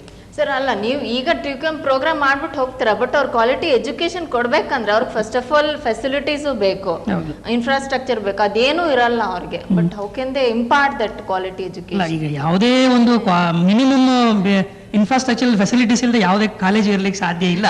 ಆಮೇಲೆ ಇನ್ನೊಂದು ಮುಖ್ಯವಾಗಿ ಟೋಟಲ್ ಕ್ವಾಲಿಟಿ ಮ್ಯಾನೇಜ್ಮೆಂಟ್ ಅನ್ನೋದು ಬೇಸಿಕಲಿ ಅದು ಮಾನವ ಸಂಪನ್ಮೂಲದ ಅಭಿವೃದ್ಧಿಯ ಒಂದು ಪ್ರಮುಖ ಒಂದು ಅಂಶ. So it is A human resource development. ಪ್ರತಿಯೊಬ್ಬ ಮಾನವನಲ್ಲೂ ಕೂಡ ಅಗಾಧವಾದ ಸಂಪತ್ತಿದೆ. ಈ ಅಗಾಧವಾದ ಸಂಪತ್ತನ್ನ ಅದನ್ನ ಐಡೆಂಟಿಫೈ ಮಾಡೋದು, ಆ ಐಡೆಂಟಿಫೈ ಮಾಡಿ ನಂತರ ಅದನ್ನ ಡೆವಲಪ್ ಮಾಡೋದು, ಮೊಬಿಲೈಸ್ ಮಾಡಿ ಡೆವಲಪ್ ಮಾಡೋದು, ನಂತರ ಅದನ್ನ ಮ್ಯಾನೇಜ್ ಮಾಡೋದು. So the identification, mobilisation, developing and managing of the human resources ಬಗ್ಗೆ ಮಾತಾಡ್ತಾ ಇದ್ದೀವಿ. ಸೊ ಹ್ಯೂಮನ್ ರಿಸೋರ್ಸಸ್ಗೆ ಎಲ್ಲಿ ಕೊರತೆ ಇದೆ? ಇನ್ಫ್ರಾಸ್ಟ್ರಕ್ಚರ್ನ ಅಗತ್ಯ ಏನಿದೆ? ಬೇಕಾಗಿಲ್ಲ. ಅಂದರೆ ಇನ್ಫ್ರಾಸ್ಟ್ರಕ್ಚರ್ಗಳೇ ಇಲ್ಲದೆ ಇರ್ತಕ್ಕಂಥ ಕಾಲೇಜುಗಳು ನೀವು ಹೇಳಿದಾಗ ಒಪ್ಕೊಳ್ಳೋಕೆ ಸಾಧ್ಯ ಇಲ್ಲ. ಅಫ್ಕೋರ್ಸ್ ಸಣ್ಣ ಪುಟ್ಟ ಕೊರೆಗಳು ಇರಬಹುದು, ಸಹಜ, ಒಂದು ವ್ಯವಸ್ಥೆಯಲ್ಲಿ ಅವೆಲ್ಲ ಇದ್ದೇ ಇರ್ತದೆ. ಅಂದ ಮಾತ್ರಕ್ಕೆ TQM ಅನ್ನೋದು ಅದೊಂದು ರೆಡಿಮೇಡ್ ಕಾನ್ಸೆಪ್ಟ್ ಏನಲ್ಲ. ಅದನ್ನು ಅಳವಡಿಸ್ಕೊಳ್ಳೋ ರೀತಿನಲ್ಲಿ, ವಿಧಾನದಲ್ಲಿ ನಾವು ಯಾವ್ಯಾವ ತಂತ್ರಗಾರಿಕೆಯನ್ನು, ಕಾರ್ಯತಂತ್ರವನ್ನು ಅಳವಡಿಸ್ಕೋತೀವಿ, ಅದರ ಮೇಲೆ ಈ ಒಂದು ಸಮಗ್ರ ಗುಣಮಟ್ಟ ನಿರ್ವಹಣೆಯ ಯಶಸ್ಸು ಇದೆ ಅನ್ನೋದು ನಮ್ಮ ಇಲಾಖೆಯ ಒಂದು ನಂಬಿಕೆ. ಸರ್, ನೀವು ಇಷ್ಟೊಂದು ಸ್ಟ್ರೆಸ್ ಮಾಡಿ ಈ ಥರ ಹೇಳ್ತಾ ಇರುವಾಗ, ಫಾರ್ ಎಕ್ಸಾಂಪಲ್ ಈಗ ಕಮರ್ಷಿಯಲೈಸೇಷನ್ ಆಫ್ ಎಜುಕೇಷನ್ ಆಗಿರುವಾಗ ಅಥವಾ ಕ್ರೈಸಿಸ್ ಇನ್ ಹೈಯರ್ ಎಜುಕೇಷನ್ ಇರುವಾಗ, ಸೊ ಇದು ಅದ್ರ ಬಗ್ಗೆ ಅಷ್ಟೊಂದು ಮಾತಾಡೋದು ಸಮಂಜಸ ಅಲ್ಲ ಅನ್ಸುತ್ತೆ. Excuse me sir. Hello Spandana. Hello, ನಮಸ್ತೆ ಸರ್, ಹೇಳಿ. ಹಾಂ, ನಾನೊಬ್ಬ ರಿಟೈರ್ಡ್ ವ್ಯಕ್ತಿ. Okay sir. ರಾಮು ಅಂತ. Okay sir. ನೋಡಿ, ಹಾಂ. ಈಗ ತಾನೇ ಮಾಸ್ಟರ್ ಹೇಳ್ತಾ ಇದ್ರು, ಹ್ಞೂ ಬೋಧನೆ ಮಾಡುವಂತ ವ್ಯಕ್ತಿ ಹ್ಞೂ ಚೆನ್ನಾಗಿ ಗ್ರಹಿಸಬೇಕು, ಸ್ಪಷ್ಟವಾಗಿರ್ಬೇಕು, ಬಹಳ ತಿಳಿದಿರ್ಬೇಕು, ಬಹಳ ಚೆನ್ನಾಗಿ ಮಾತಾಡ್ಬೇಕು, ಚೆನ್ನಾಗಿ ಬೋಧನೆ ಮಾಡ್ಬೇಕು ಅಂತ. ಜಂಶಿ, ನಾವ್ ಈಗೀಗ ನೋಡ್ತಾ ಇರೋ ಪ್ರಕಾರ ಹಲವಾರು ಟೀಚರ್ಸ್ಗಳಿದ್ದಾರೆ. ಹಲವಾರು ಟೀಚರ್ಸ್ಗಳು ಅವರ ಎಕ್ಸ್ಪ್ರೆಷನ್ ಇದೆಯಲ್ಲ, ಸೈನ್ಸ್ ಟೀಚರ್ಸ್ ಸ್ವಾಮಿ, ಅವರ ಬರವಣಿಗೆ ಇದೆಯಲ್ಲ, ಅದನ್ನ ನಿಮ್ಗೆ ಏನಾದ್ರು ನಾನು ತೋರಿಸ್ಬಿಟ್ರೆ ಒಂದು ಹೈಸ್ಕೂಲ್ ವಿದ್ಯಾರ್ಥಿ ಆ ರೀತಿ ನೋಟಿಸ್ ಬೋರ್ಡ್ ನಲ್ಲಿ ಬರೀಲಾರ ಅಂತ ಆಧಾರಗಳಿದೆ ನನ್ನ ಹತ್ರ, ಕಾರಣಗಳಿದಾವೆ. ಕಾಲೇಜು ಡಿಗ್ರಿ ಲೆವೆಲ್ ನಲ್ಲಿ ಇರುವಂತ ವ್ಯಕ್ತಿ MA, MSc, PhD, BL ಅಂತ ಡಿಗ್ರಿ ಹಾಕೊಂಡಿರುವಂತವ್ರು ಆ ನೋಟಿಸ್ ಬೋರ್ಡ್ ಅಲ್ಲಿ ಹಾಕಿರೋದನ್ನ ಏನಾದ್ರು ನಾನು ಓದ್ಬಿಟ್ರೆ ಪ್ರೆಸ್ ನಾನು ಕೊಟ್ಟಿಲ್ಲ, ನಗೆ ಪಾಟಲಾಗತ್ತೆ. ರೀತಿ ಬೋಧಕ ವೃತ್ತದಿಂದ ತಗೋಬೇಕಾದ್ರೆ ಸರಿಯಾಗಿ ಅವರ ಇಂಟರ್ವ್ಯೂ ಮಾಡಿ ಅವರ ಯೋಗ್ಯತಾನುಸಾರ ಯೋಗ್ಯತೆ ಇದೆಯಾ ಇಲ್ವಾ ಅನ್ನೋದನ್ನ ಪ್ರಶ್ನಿಸಬೇಕು. ಎಲ್ಲ ನೋಡಿ ಹಣದ ಕೈಲಿ ಕೆಲಸ ಮಾಡುತ್ತೋ ಇಂಟರ್ವ್ಯೂಗಳಲ್ಲೋ ಈ ರೀತಿ, ಅಥವಾ ಏನಾದ್ರು ಇನ್ಫ್ಲೂಯೆನ್ಸ್ ಯೂಸ್ ಮಾಡುತ್ತೋ. ಬೋಧಕ ವೃತ್ತಿ ಬಹಳ ಚೆನ್ನಾಗಿ ನಮ್ ಕಾಲದಲ್ಲಿ ಇದ್ದಾಗಿರ್ಬೇಕು. ನಾವು ಮೇಷ್ಟ್ರಗಳನ್ನು ಕಂಡ್ರೆ, ಈಗ ನಾನು ಅನಂತನಾರಾಯಣ ಅವರ ಶಿಷ್ಯ, ಅನಂತನಾರಾಯಣ ಅವರ ಶಿಷ್ಯ ನೋಡಿ, ಮರ್ಚೆಂಟ್ ಆಫ್ ವೆನಿಸ್ ಸ್ಟೇಜ್ ಮೇಲೆ ಬಂದ್ಬಿಟ್ರೆ ನನಗೆ ಶೈಲಾಕ್ ಆಗ್ಲಿಕ್ಕೆ ವರ್ಷಿಯಾಗಿ ನನ್ನ ಮನಸ್ಸಿನಲ್ಲಿ ಅಚ್ಚು ಊರದಂತೆ ನಿಂತೋಗಿದೆ. ಹಾಗೆ ನಾವು ಅವರನ್ನು ನೆನ್ಕೋಬೇಕು. ಅವರ we must be able to express properly that language itself they do not understand and they are not. ಈ ಬ್ಯಾಕ್ಲಾಗ್ ವೇಕೆನ್ಸಿ ಬಂದ್ಬಿಡುತ್ತೆ ನೋಡಿ, ಶೆಡ್ಯೂಲ್ ಕ್ಯಾಸ್ಟ್, ಶೆಡ್ಯೂಲ್ ಟ್ರೈಬ್ ಸಿಗಂತ ಅಂದೇನ್ ಬೇಡಿ. ಆದ್ರೆ ಅಕ್ಷರ ಜ್ಞಾನವೇ ಇಲ್ಲದೆ ಇರುವಂತವ್ರು ಬೇಕಾದಷ್ಟು ಜನ ಇದ್ದಾರೆ ಸ್ವಾಮಿ. ನಾ ಹೆಸರು ಹೇಳಕ್ಕೆ ಒಂದು ದೊಡ್ಡ ಪಟ್ಟಿನ ತಮಗೆ ಕೊಡ್ಬೋದು. ಬೋಧಕ ವೃತ್ತಿಯಲ್ಲಿ ನಮ್ಮ ಯೂನಿವರ್ಸಿಟಿ ಇದ್ದಾರೆ, ನನ್ನ ಹತ್ರ ಆಧಾರ ಇದೆ. ಓಕೆ ಸರ್, ನೀವು ರಿಕ್ರೂಟ್ಮೆಂಟ್ ಬಗ್ಗೆ ಹೇಳ್ತಾ ಇದ್ರೆ ಇಂಟರ್ವ್ಯೂ ಬಗ್ಗೆ ಸರ್. ಇದು ವ್ಯವಸ್ಥೆಯಲ್ಲಿರ್ತಕ್ಕಂಥ ಒಂದು ಲೋಪ. ಇದು ಶಿಕ್ಷಕ ವೃತ್ತಿಲಿ ಅಂಥ ಲೋಪ ಇರಬಾರ್ದಾಗಿತ್ತು. ತಾವು ಹೇಳೋದು ಖಂಡಿತ ಸತ್ಯ. ಅದನ್ನೇ ನಾನು ಹೇಳ್ತಾ ಇದ್ದು, ಹಿಂದೆ ನಾವುಗಳು ವಿದ್ಯಾರ್ಥಿ ಆದಾಗ, ತಾವು ವಿದ್ಯಾರ್ಥಿ ದೆಸೆಯಲ್ಲಿದ್ದಾಗ ನಮಗೆ ಸಾಕಷ್ಟು ಜನ ಮಾಡೆಲ್ ಆಗಿದ್ದರು, ಅವ್ರನ್ನ ಅನುಸರಿಸಿದ್ವಿ. ಈಗಿನ ವಿದ್ಯಾರ್ಥಿಗಳಿಗೆ ಅಂಥ ಮಾಡೆಲ್ಗಳು ಬಹುಶಃ ಇಲ್ಲ ಅಂತ ಕಾಣಿಸುತ್ತೆ. ಅದ್ರ ಕೊರತೆ ಎದ್ದು ಕಾಣಿಸ್ತಾ ಇದೆ. ಇರೋ ಒಂದು ವ್ಯವಸ್ಥೆಯಲ್ಲೇ ನಮ್ಮ ರವಿ ಅವರು ಹೇಳಿದಾಗೆ ಇರೋ ಒಂದು ವ್ಯವಸ್ಥೆಯಲ್ಲೇ ನಾವು ಗುಣಮಟ್ಟವನ್ನು ಉನ್ನತೀಕರಿಸೋಕ್ಕಂಥ ಒಂದು ಪ್ರಯತ್ನ ಮಾಡಲೇಬೇಕಾಗುತ್ತೆ. ಆ ದಿಕ್ಕಿನಲ್ಲಿ ನಾವು ಮಾಡ್ತಿದ್ದೀವಿ ಅಷ್ಟೇ. ನಾವು ಸೆಲೆಕ್ಷನ್ ಪ್ರೋಸೆಸ್ ಅವೆಲ್ಲ ಗೌರ್ಮೆಂಟ್ ಪಾಲಿಸಿಗಳು, ಸೋಷಿಯಲ್ ಕನ್ಸರ್ನು ಇವೆಲ್ಲ ಇರಬೇಕಾದದ್ದೇನೆ. ಏನು ಮಾಡ್ತೀರಾ, ಅದು ಒಂದು ಪ್ರೋಸೆಸ್ ಆಗಿದೆ, ಅದರಲ್ಲಿ ಸೆಲೆಕ್ಷನ್ ಪ್ರೋಸೆಸ್ ಆಗಿದೆ, ಅದರಲ್ಲಿ ಯಾರು ಬಹುಶಃ ಏನು ಮಾಡೋಕ್ಕಾಗಲ್ಲ ಅಂತ ಕಾಣಿಸ್ತದೆ. ಹೇಳಿ ಹೇಳಿ ಹೇಳಿ ಹೇಳಿ ಹೇಳಿ ಸರ್. ಇಲ್ಲ ಮೇಡಮ್, ಏನಂದ್ರೆ ಮೇಡಮ್ ಪಾಪ ಕಲ್ಲ ಮೇಷ್ಟ್ರು ಜಲ್ದಿ ಬನ್ನಿ ಕ್ಲಾಸ್ ತಗೊಳ್ಳ ಈ ಪದಗಳನ್ನ ಅದನ್ನು ಕೇಳ್ತಾ ಇದ್ರೆ ಇದರಿಂದ ಟ್ರೈನ್ ಅಪ್ ಆಗಿರುವಂತ ಸ್ಟೂಡೆಂಟ್ಸ್ ಗಳ ಗತಿ ಏನು? ಹೌದು ಸರ್. ಇಲ್ಲ, ತಮ್ಮ ಕಳವಳ ಕಾಳಜಿ ಖಂಡಿತ ನನಗೆ ಅರ್ಥವಾಗಿದೆ. ಇದು ನೋವಾಗಲ್ವೇ? ಖಂಡಿತ ಆಗುತ್ತೆ. ಒಬ್ಬ ಒಳ್ಳೆ ಉಪಾಧ್ಯಾಯನಿಗೆ ಇವೆಲ್ಲ ನೋವು ತರ್ತಕ್ಕಂಥ ವಿಷಯಗಳು. ಯಾಕೆಂದ್ರೆ ಹಿರಿಯ ಉಪಾಧ್ಯಾಯರಾಗಿರುವಂತ ವ್ಯಕ್ತಿಗಳು ಇವ್ರ ಜೊತೆ ಸೇರ್ಕೊಂಡು, ಈಗ ಅರಸನವ್ರ ಜೊತೆ ಸೇರ್ಕೊಂಡು ಬುದ್ಧಿ ತಕ್ಕಳಿ ಬುದ್ಧಿ ಅನ್ನೋ ಸ್ಥಿತಿ ಹೊರಟೋಗುತ್ತೆ. ಪಾಪ ಆ ಕನ್ನಡಿಗರಿಗೂ ಅದೇ ರೀತಿ ಬಂದ್ಬಿಡುತ್ತೆ. ಆ ರೀತಿ ಈ ಜಾಗದಲ್ಲಿ ಆ ಹೆಚ್ಚುವರಿಗಳು ಪಾಪ ಈ ಚಿಕ್ಕವರು ಮಾತಾಡೋದನ್ನ ನೋಡಿ ನಗೋದೋ ಬಿಡೋದು ಅಂತವರೆಲ್ಲ ಇವಾಗ ರೆಗ್ಯುಲರ್ ಲೆಕ್ಚರರ್ಸ್ ಆಗ್ಬಿಟ್ಟಿದ್ದಾರೆ. ಏನ್ ತಯಾರಿ ಮಾಡ್ತಾರೋ, ಯಾವ ರೀತಿ ಮಾಡ್ತಾರೋ ದೇವರೇ ಬಲ ಸ್ವಾಮಿ. ಏನಾಗುತ್ತೆ, ಪ್ರೊಫೆಷನ್ಗೆ, ಟೀಚಿಂಗ್ ಪ್ರೊಫೆಷನ್ಗೆ ಬರ್ತಕ್ಕಂಥವ್ರು ಅದನ್ನು ಇಷ್ಟಪಟ್ಟು ಬರಬೇಕು. ಹಾಗಾದ್ರೇ ಅವರು ಅಕಸ್ಮಾತ್ ಅವ್ರು ಹೇಗೆ ಬರಲಿ ಅದನ್ನು ಅವರು ಉತ್ತಮಪಡಿಸ್ಕೊಳ್ಕಂಥ ಸಾಕಷ್ಟು ಅವಕಾಶಗಳು ವೃತ್ತಿಗೆ ಬಂದ ನಂತರವೂ ಕೂಡ ಸಿಗುತ್ತೆ. ಆದರೂ ಮಾಡೋದಿಲ್ಲ ಅವರು. ಅದಕ್ಕೆ ಮೂಲ ಕಾರಣ ಅವರು ಆ್ಯಸ್ ಎ ಲಾಸ್ಟ್ ರಿಸಾರ್ಟ್ ಬಂದಿರ್ತಾರೆ ಇಂಥ ಪ್ರೊಫೆಷನ್ಗೆ. ಅದು ಬಹುಶಃ ಮೇಜರ್ ರೀಸನ್ ಅಂತ ಕಾಣಿಸುತ್ತೆ. ಇದೆ ರವಿ ಅವರೇ, ಬೇಕು ಅಂತಂದ್ರೆ ಒಂದು ಲೆಟರ್ ನೋಟಿಸ್ ಬೋರ್ಡ್ ಅಲ್ಲಿ ಒಂದು ಕಾಲೇಜಲ್ಲಿ ಹಾಕಿರುವಂತ ವ್ಯಕ್ತಿ ಅದನ್ನ ಕಿತ್ಕೊಂಡು ನಾ ತಗೊಂಡೋಗಿ ಅದನ್ನ ಯಾರಿಗೂ ಕೊಡದೇನೆ ಇಟ್ಕೊಂಡಿದ್ದೀನಿ, ಬಹುಮಾನ ಆಗತ್ತೆ. ಆ ಭಾಷಾ ವಿಜ್ಞಾನ ಆತ ಉಪಯೋಗಿಸಿರುವಂತ ಲ್ಯಾಂಗ್ವೇಜ್, ಅದಕ್ಕೆ ಇಂಗ್ಲಿಷ್ ಬರಲ್ಲ, ಕನ್ನಡ ಬರಲ್ಲ, ಅದ ಹೇಗ್ ಮಾಡಿ ಹಾಗೆ ಬರ್ತಿದ್ದಾನೆ. This is to inform all the students ಅಲ್ಲ. ಅಲ್ಲ ನೀವು ನೋಡಿದ್ರೆ ನನಗೆ ಅಯ್ಯಪ್ಪ ಹೇಗೆ ತರ್ಜುಮೆ ಮಾಡಿದಾನೆ ನೀವು ಅಂತ ಅನ್ಸ್ಬಿಡುತ್ತೆ. NCC ಕ್ಯಾಂಡಿಡೇಟ್ಸ್ಗೆ ಬರ್ದಿದ್ದಾನೆ. ಅಯ್ಯೋ ಅದನ್ನ ನಿಜವಾಗ್ಲೂ ತಲೆ ಚಚ್ಕೋಬೇಕು ನನ್ನ ಬ್ಯಾಗಲ್ಲಿದೆ. ಸರ್ ತಾವು ಮಾತಾಡ್ತಾ ಸರ್ ಎಸ್ ಎ ಅನಂತನಾರಾಯಣ ಅವ್ರ ಬಗ್ಗೆ ತಾವು ಹೇಳಿದ್ರಿ. ಬಹುಶಃ ನಾನು ಕೂಡ ಅದೇ ಅಂದ್ರೆ ಅವರ ಕೊನೆಯ ಬ್ಯಾಚಿನ ವಿದ್ಯಾರ್ಥಿ ಸರ್. ಮೈಸೂರಿನ ಮಹಾರಾಜ ಕಾಲೇಜಿನಲ್ಲಿ ಅವರು ಜಾನ್ ಕೀಟ್ಸ್ ಬಗ್ಗೆ ಮಾತಾಡುವಾಗ, ಅವರು ಪದ್ಯ ಮಾಡುವಾಗ ನನಗೆ ಇವತ್ತಿಗೂ ಕೂಡ ಕೀಟ್ಸ್ ಅವನ ಏನು ಆ ನುಡಿಗಳಿದೆ, ಆ ಸೆಂಟೆನ್ಸಸ್ಗಳಿದೆ, ಇವತ್ತಿಗೂ ಕೂಡ ಅದು ಮರೆಯಕ್ಕೆ ಆಗ್ತಾ ಇಲ್ಲ. ಅಂದ್ರೆ ಆ ಮಟ್ಟಿನ ಒಂದು ಪ್ರಭಾವ ಬೀರ್ತಕ್ಕಂಥ ವ್ಯಕ್ತಿತ್ವ ಇದೆಯಲ್ಲ ಸರ್, ಅದು ನೀವು ಹೇಳಿದ ಹಾಗೆ ಅದು ಇತ್ತೀಚಿನ ದಿನಗಳಲ್ಲಿ ಸಾಕಷ್ಟು ಮಟ್ಟದಲ್ಲಿ ಕಾಣೆ ಆಗಿದೆ ಸರ್. ತಮ್ಮ ಆತಂಕ, ತಮ್ಮ ಕಳವಳ ಜೊತೆ ನಾವು ಕೂಡ ಇದ್ದೀವಿ ಸರ್. ಈ ಒಂದು ಹಿನ್ನೆಲೆಯಲ್ಲೇನೆ ಸರ್ಕಾರ ಮತ್ತು ಇಲಾಖೆ ಗುಣಮಟ್ಟವನ್ನ ಹೇಗಾದ್ರೂ ಮಾಡಿ ಸುಧಾರಿಸಲಿಕ್ಕೆ ಹಲವಾರು ಪ್ರಯತ್ನಗಳಲ್ಲಿ ಈ ಸಮಗ್ರ ಗುಣಮಟ್ಟ ನಿರ್ವಹಣೆ ಕೂಡ ಒಂದು ಅನ್ನೋದನ್ನ ನಾನು ತಮಗೆ ಹೇಳಲಿಕ್ಕೆ ಇಷ್ಟಪಡ್ತೀನಿ ಸರ್. ಇನ್ನೊಂದು, ಆಗಾಗ ಅವರನ್ನ ಪರೀಕ್ಷೆ ಒಳಪಡಿಸಿ ಟ್ರೈನಿಂಗ್ ಕೊಟ್ಟು ರಿಫ್ರೆಶರ್ ಕೋರ್ಸ್ ಕೊಟ್ಟು ಆಗಾಗ ಅವರನ್ನ ಅವರ ವ್ಯಾಲ್ಯೂ ತಿರ್ಗಾ ಇವ್ಯಾಲ್ಯೂಯೇಷನ್ ಮಾಡಬೇಕು ಅಂತ ನನಗೆ ತೋಚುತ್ತೆ ಸರ್. ಸತ್ಯವಾಗ್ಲೂ ಸರ್, ತಮ್ಮ ಸಲಹೆಗೆ ನಾವು ಧನ್ಯವಾದಗಳು sir. Thank you sir. Sir ನಾನು ಕೇಳ್ತಾ ಇದ್ದಿದ್ದು ನಿಮ್ಮ ಕಮರ್ಷಿಯಲ್ ಆಫ್ ಎಜುಕೇಷನ್ ಆಗಿರುವಾಗ, ಸೊ ಹಾಗೂ ಕ್ರೈಸಿಸ್ ಇನ್ ಹೈಯರ್ ಎಜುಕೇಷನ್ ಅಂತಾರೆ, ಸೊ ಅಂಥದಿರುವಾಗ ಇಟ್ಟು ಬಗ್ಗೆ ಏನು ಮಾತಾಡಿ ಏನು ಪ್ರಯೋಜನ ಇಲ್ಲ ಅಲ್ಲ. ಈಗ ಟೀಕೆಯನ್ನು ತನ್ನ ಪ್ರಸ್ತುತಿಯನ್ನ ಪಡ್ಕೊಳ್ಳೋದೇ ಇಂಥ ಸಂದರ್ಭದಲ್ಲಿ. ಯಾಕಂದ್ರೆ ನೀವು ಹೇಳ್ತಾ ಇದೀರಿ ಪ್ರಶ್ನೆನೂ ಅದೇ ರೀತಿ ಇತ್ತು. ಕಮರ್ಷಿಯಲೈಸೇಷನ್ ಆಫ್ ಎಜುಕೇಶನ್ ಯಾವ ಕ್ಷೇತ್ರ ಕಮರ್ಷಿಯಲೈಸೇಷನ್ ಬಿಟ್ಟಿದೆ ಹೇಳಿ? ಅಂದ್ರೆ ನಮ್ಮ ಈ ಉನ್ನತ ಶಿಕ್ಷಣ ಅಂತ ಹೇಳಿದಾಗ ಬಹುಶಃ ನೀವು ಈ ಪ್ರೊಫೆಷನಲ್ ಕಾಲೇಜ್ ಗಮನದಲ್ಲಿ ಇಟ್ಕೊಂಡು ಮಾತಾಡ್ತಾ ಇದ್ದೀರಿ ಅಂತ ಅನ್ಸುತ್ತೆ ನನಗೆ. ಈ ನಮ್ಮ ಉನ್ನತ ಶಿಕ್ಷಣದ ಬಗ್ಗೆ ನಾವು ಕಾಲೇಜು ಶಿಕ್ಷಣದ ಬಗ್ಗೆ ಮಾತಾಡುವಾಗ ನಾವು ಮುಖ್ಯವಾಗಿ ಜನರಲ್ ಡಿಗ್ರಿ ಎಜುಕೇಶನ್ ಬಗ್ಗೆ ಮಾತಾಡ್ತೀವಿ. ಅಂದ್ರೆ ಈಗ BA, BSc, BCom ಅಂದ್ರೆ ಬೇಸಿಕ್ ಸೈನ್ಸ್ ಮತ್ತು ಆರ್ಟ್ಸ್ ಬಗ್ಗೆ ನಾವು ಮಾತಾಡ್ತೀವಿ. ಈ ಜನರಲ್ ಡಿಗ್ರಿ ಎಜುಕೇಶನ್ ನೋಡಿದಾಗ ನೀವು ನಾನು ಕಮರ್ಷಿಯಲೈಸೇಷನ್ ಇಲ್ಲ ಅಂತ ಹೇಳ್ತಿಲ್ಲ, ಆದ್ರೆ ನೀವು ನಿರೀಕ್ಷೆ ಮಾಡ್ತಿರುವ ಅಥವಾ ನೀವೇನು ಹೇಳ್ತಾ ಇದ್ದೀರಿ ಆ ಮಟ್ಟದ ಒಂದು ವ್ಯಾಪಾರೀಕರಣ ಈ ಕಾಲೇಜು ಶಿಕ್ಷಣದಲ್ಲಿ ಇದೆ ಅಂತ ಒಪ್ಕೊಳ್ಳೋಕೆ ಯಾಕಿಲ್ಲ ಸರ್, ಇದೆ ಎಲ್ಲಾದ್ರಲ್ಲೂ. ಈಗ ಉದಾಹರಣೆಗೆ ಸರ್ಕಾರಿ ಕಾಲೇಜುಗಳಲ್ಲಿ BA ಮಾಡ್ಲಿಕ್ಕೆ ಯಾವ ನೀವು ಡೊನೇಷನ್ ಇಡ್ತೀರಿ? ಡೊನೇಷನ್ ಕೊಟ್ಟು BA ಯಾರು ಮಾಡ್ಲಿಕ್ಕೆ ಬರ್ತಾರೆ? BCom ಯಾರು ಮಾಡ್ಲಿಕ್ಕೆ ಬರ್ತಾರೆ? BBM ಯಾರು ಮಾಡ್ಲಿಕ್ಕೆ ಡೊನೇಷನ್ ಕೊಟ್ಟು ಬರ್ತಾರೆ? ಅದು ಸರ್ಕಾರದ ಒಂದು ನೀತಿ ಆಗಿರೋದ್ರಿಂದ, ಸೋಷಿಯಲ್ ಜಸ್ಟಿಸ್ ಆದ್ರಿಂದ ಸರ್ಕಾರ ಇದು ತನ್ನ ಒಂದು ಆದ್ಯತೆ ಮೇರೆಗೆ ನೀಡಬೇಕಾದಂಥ ಒಂದು ಕ್ಷೇತ್ರ. ಹಾಗಾಗಿ ಕಮರ್ಷಿಯಲೈಸೇಷನ್ ಅನ್ನ ಒಂದು ಎದುರಿಸಬೇಕು. ಈಗ ಆಗ್ತಾ ಇರತಕ್ಕಂಥ ಈ ಕಮರ್ಷಿಯಲೈಸೇಷನ್ ಇಂದ ಆಗ್ಲೇ ನಮ್ಮ JD ಅವರು ಹೇಳಿದ್ರು ಡಿಪರ್ಸನಲೈಸೇಷನ್ ಆಗ್ತಾ ಇದೆ ಅಂತ. ಅದಾಗಬಾರದು ಅನ್ನೋ ಉದ್ದೇಶಕ್ಕಾಗಿ ಪರ್ಸನಲೈಸೇಷನ್ ಆಫ್ ಎಜುಕೇಶನ್ ಅಂದ್ರೆ ವ್ಯಕ್ತಿಗತವಾದಂಥ, ಈ ಉದಾಹರಣೆಗೆ ನಮ್ಮ ಈ ಕಾಲೇಜಿನ ವ್ಯಾಪ್ತಿಯಲ್ಲಿ ಸಾಕಷ್ಟು ನಾವು ಈ ವಿದ್ಯಾರ್ಥಿಗಳ ಆಪ್ತ ಸಮಾಲೋಚನಾ ಕಾರ್ಯಕ್ರಮಗಳು ನಡೆಸ್ತಾ ಇದ್ದೇವೆ. ಅದರ ಉದ್ದೇಶ ಏನು ಅಂತಂದ್ರೆ ವಿದ್ಯಾರ್ಥಿಗಳ ಎಲ್ಲ ರೀತಿಯಾದಂಥ ಸಮಗ್ರ ಬೆಳವಣಿಗೆ ಆಗಬೇಕು. ಕೇವಲ ಶೈಕ್ಷಣಿಕ ವಿಚಾರಗಳಿಗೆ ಮಾತ್ರ ನಾವು ಆದ್ಯತೆ ಕೊಡೋದಲ್ಲ, ಅವರಲ್ಲಿರ್ತಕ್ಕಂಥ ಕೋ-ಕರಿಕ್ಯುಲರ್ ಆಕ್ಟಿವಿಟೀಸು ಮತ್ತು ಅವರ ಈ ಮಾನಸಿಕ ಬೆಳವಣಿಗೆಗೆ ಕೂಡ ನಾವು ಸಾಕಷ್ಟು ಒಂದು ಆಸ್ತಿಯನ್ನು ಮತ್ತು ಇದನ್ನ ಪ್ರಾಮುಖ್ಯತೆಯನ್ನು ನಾವು ಇಲಾಖೆಯಿಂದ ಕೊಡ್ತಾ ಬರ್ತಾ ಇದ್ದೇವೆ.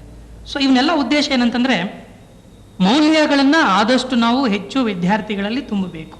ನಮ್ಮ ಪಠ್ಯಕ್ರಮ ಆಗಿರಬಹುದು, ವಿದ್ಯಾರ್ಥಿಗಳಲ್ಲಿ ಆಗಬಹುದು, ಮತ್ತು ಬೋಧನಾ ಕ್ರಮದಲ್ಲೂ ಆಗಬಹುದು. ಸೊ ಹಾಗಾಗಿ ಈ ಕಮರ್ಷಿಯಲೈಸೇಷನ್ ಇದೆ, ನಾನು ಇಲ್ಲ ಅಂತ ಹೇಳ್ತಾ ಇಲ್ಲ, ಸಂಪೂರ್ಣ ನಿರಾಕರಿಸ್ತಾ ಇಲ್ಲ.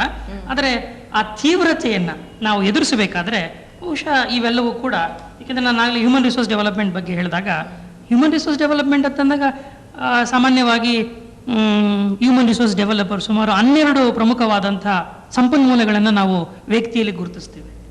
ಆ 12 ಸಂಪನ್ಮೂಲಗಳನ್ನು ನಾವು ಆಗಲೇ ಹೇಳಿದಾಗೆ ಬೆಳೆಸಬೇಕಾದರೆ ಅವೆಲ್ಲವೂ ಕೂಡ ಇದಕ್ಕೆ ಉತ್ತರವಾಗಿ ಬರ್ತದೆ. Okay sir. ಸರ್ ನೀವೇನೋ ಇದ್ರ ಬಗ್ಗೆ ಡಿಫೆಂಡ್ ಮಾಡ್ಕೊಂಡ್ರಿ, ಬಟ್ ನಮ್ಮ ವೀಕ್ಷಕರು ಎಷ್ಟರ ಮಟ್ಟಿಗೆ ಇದನ್ನು ಒಪ್ಕೋತಾರೆ ಗೊತ್ತಿಲ್ಲ ಸರ್. ಎಕ್ಸ್ಕ್ಯೂಸ್ ಕೇಳಿ. ಹಲೋ ಸ್ಪಂದನ. ನಮಸ್ತೆ ಸರ್, ತಮ್ಮ ಹೆಸರು ಸರ್? ಕೃಷ್ಣಕುಮಾರ್ ಅಂತ ಸಿದ್ಧಾರ್ಥಲ್ಲಿ ಮಾತಾಡ್ತಾ ಇದ್ದೀನಿ ಮೇಡಮ್. ಹೇಳಿ ಸರ್. ಮೇಡಮ್, ಈಗ ಕಾಲೇಜುಗಳೆಲ್ಲ ಓಪನ್ ಆಗಿ 2 ತಿಂಗಳಾಗಿದ್ರು ಇನ್ನು ನಿಮ್ಮ ಇವ್ರನ್ನ ಪಾರ್ಟ್ ಟೈಮ್ ಲೆಕ್ಚರರ್ಸ್ ಅಪಾಯಿಂಟ್ ಮಾಡೋದು ಬಹಳ ಲೇಟ್ ಆಗ್ತಾ ಇದೆಯಲ್ಲ, ಏನ್ ಕಾರಣ ಇದಕ್ಕೆ? ತುರ್ತಾಗಿ ಏನಾದ್ರು ಮಾಡುತ್ತೆ ಪರಿಹಾರ ಆಗಿದೆ ಸರ್? ತಾವೇ ಈಗ ಅದ್ರ ಬಗ್ಗೆ ಸ್ವಲ್ಪ ಕಾಯಬೇಕಾಗತ್ತೆ. ಯಾಕೆಂದರೆ ಈಗ ಸರ್ಕಾರ ಪಾರ್ಟ್ ಟೈಮರ್ಸು ಬಹಳ ಹಿಂದೆ ಕೆಲಸ ಮಾಡ್ತಕ್ಕಂಥ ಪಾರ್ಟ್ ಟೈಮರ್ಸ್ನ ರೆಗ್ಯುಲರೈಸ್ ಮಾಡಬೇಕು ಅಂತ ಸುಪ್ರೀಂ ಕೋರ್ಟ್ ಒಂದು ವರ್ಡಿಗೆ ಬಂದಿದೆ. ಹೀಗಾಗಿ 1000 ಜನದ ಮೇಲೆ ನಾವು ಅವ್ರನ್ನ ರೆಗ್ಯುಲರೈಸ್ ಮಾಡಬೇಕಾಗಿ ಬಂದಿದೆ. ಈಗ ಆವಾಗಲೇ ಒಂದು 400-500 ಜನನ ಮಾಡಿದ್ದಾರೆ. ಸೊ ಅವ್ರದ್ದೆಲ್ಲ ಈಗ ವೇಕೆಂಟ್ ಪೋಸ್ಟ್ ಏನೇನಿದೆ ಅದಕ್ಕೆಲ್ಲ ಅವ್ರು ಫಿಲಪ್ ಆದ ನಂತರ ಉಳಿಯೋ ಒಂದು ಕಾರ್ಯಭಾರ ಏನಿರುತ್ತೆ ಅದಕ್ಕೆ ನಾವು ಪಾರ್ಟ್ ಟೈಮರ್ಸ್ನ ಮಾಡ್ತಿದ್ದೀವಿ. ಸದ್ಯದರಲ್ಲೇ ಇದೊಂದು ತಿಂಗಳು ಕಾಯಬೇಕಾಗತ್ತೆ ಬಹುಶಃ. ಅಥವಾ ಪರ್ಮನೆಂಟ್ ಆಗಿ ಅಪಾಯಿಂಟ್ ಮಾಡೋದು? ಹಾಂ, ಪರ್ಮನೆಂಟ್ ಅಪಾಯಿಂಟ್ಮೆಂಟ್ಸ್ ಅದು. ಪಾರ್ಟ್ ಟೈಮರ್ಸ್ ಹಿಂದೆ ಈಗ 93 ವರ್ಕ್ ಮಾಡ್ತಿದ್ದವ್ರನ್ನ ರೆಗ್ಯುಲರೈಸ್ ಮಾಡಬೇಕಂತ ಸುಪ್ರೀಂ ಕೋರ್ಟ್ ಆದೇಶ ಬಂದಿದೆ. ಸೊ ಅವ್ರನ್ನ ನಾವು ಪರ್ಮನೆಂಟ್ ಮಾಡಿ ಇಂಥ ಖಾಲಿ ಜಾಗಗಳನ್ನ ಹುಡುಕಿ ಪೋಸ್ಟಿಂಗ್ಸ್ ಮಾಡ್ತಾರೆ. ಅದು ಸ್ವಲ್ಪ ಟೈಮ್ ತಗೊಳ್ತಾ ಇದೆ ಅಷ್ಟೇ. ಹಾಂ, ಇಲ್ಲ ಗೊತ್ತು, ಇಲ್ಲ ನೀವು ಹೇಳೋದು ಸತ್ಯ. ಪ್ರಾಬ್ಲಮ್ಮು ಎಲ್ಲ ಕಾಲೇಜುಗಳಲ್ಲೂ ಅದನ್ನು ಎದುರಿಸ್ತಾ ಇದ್ದೇವೆ ನಾವು ಈಗ ಸದ್ಯಕ್ಕೆ.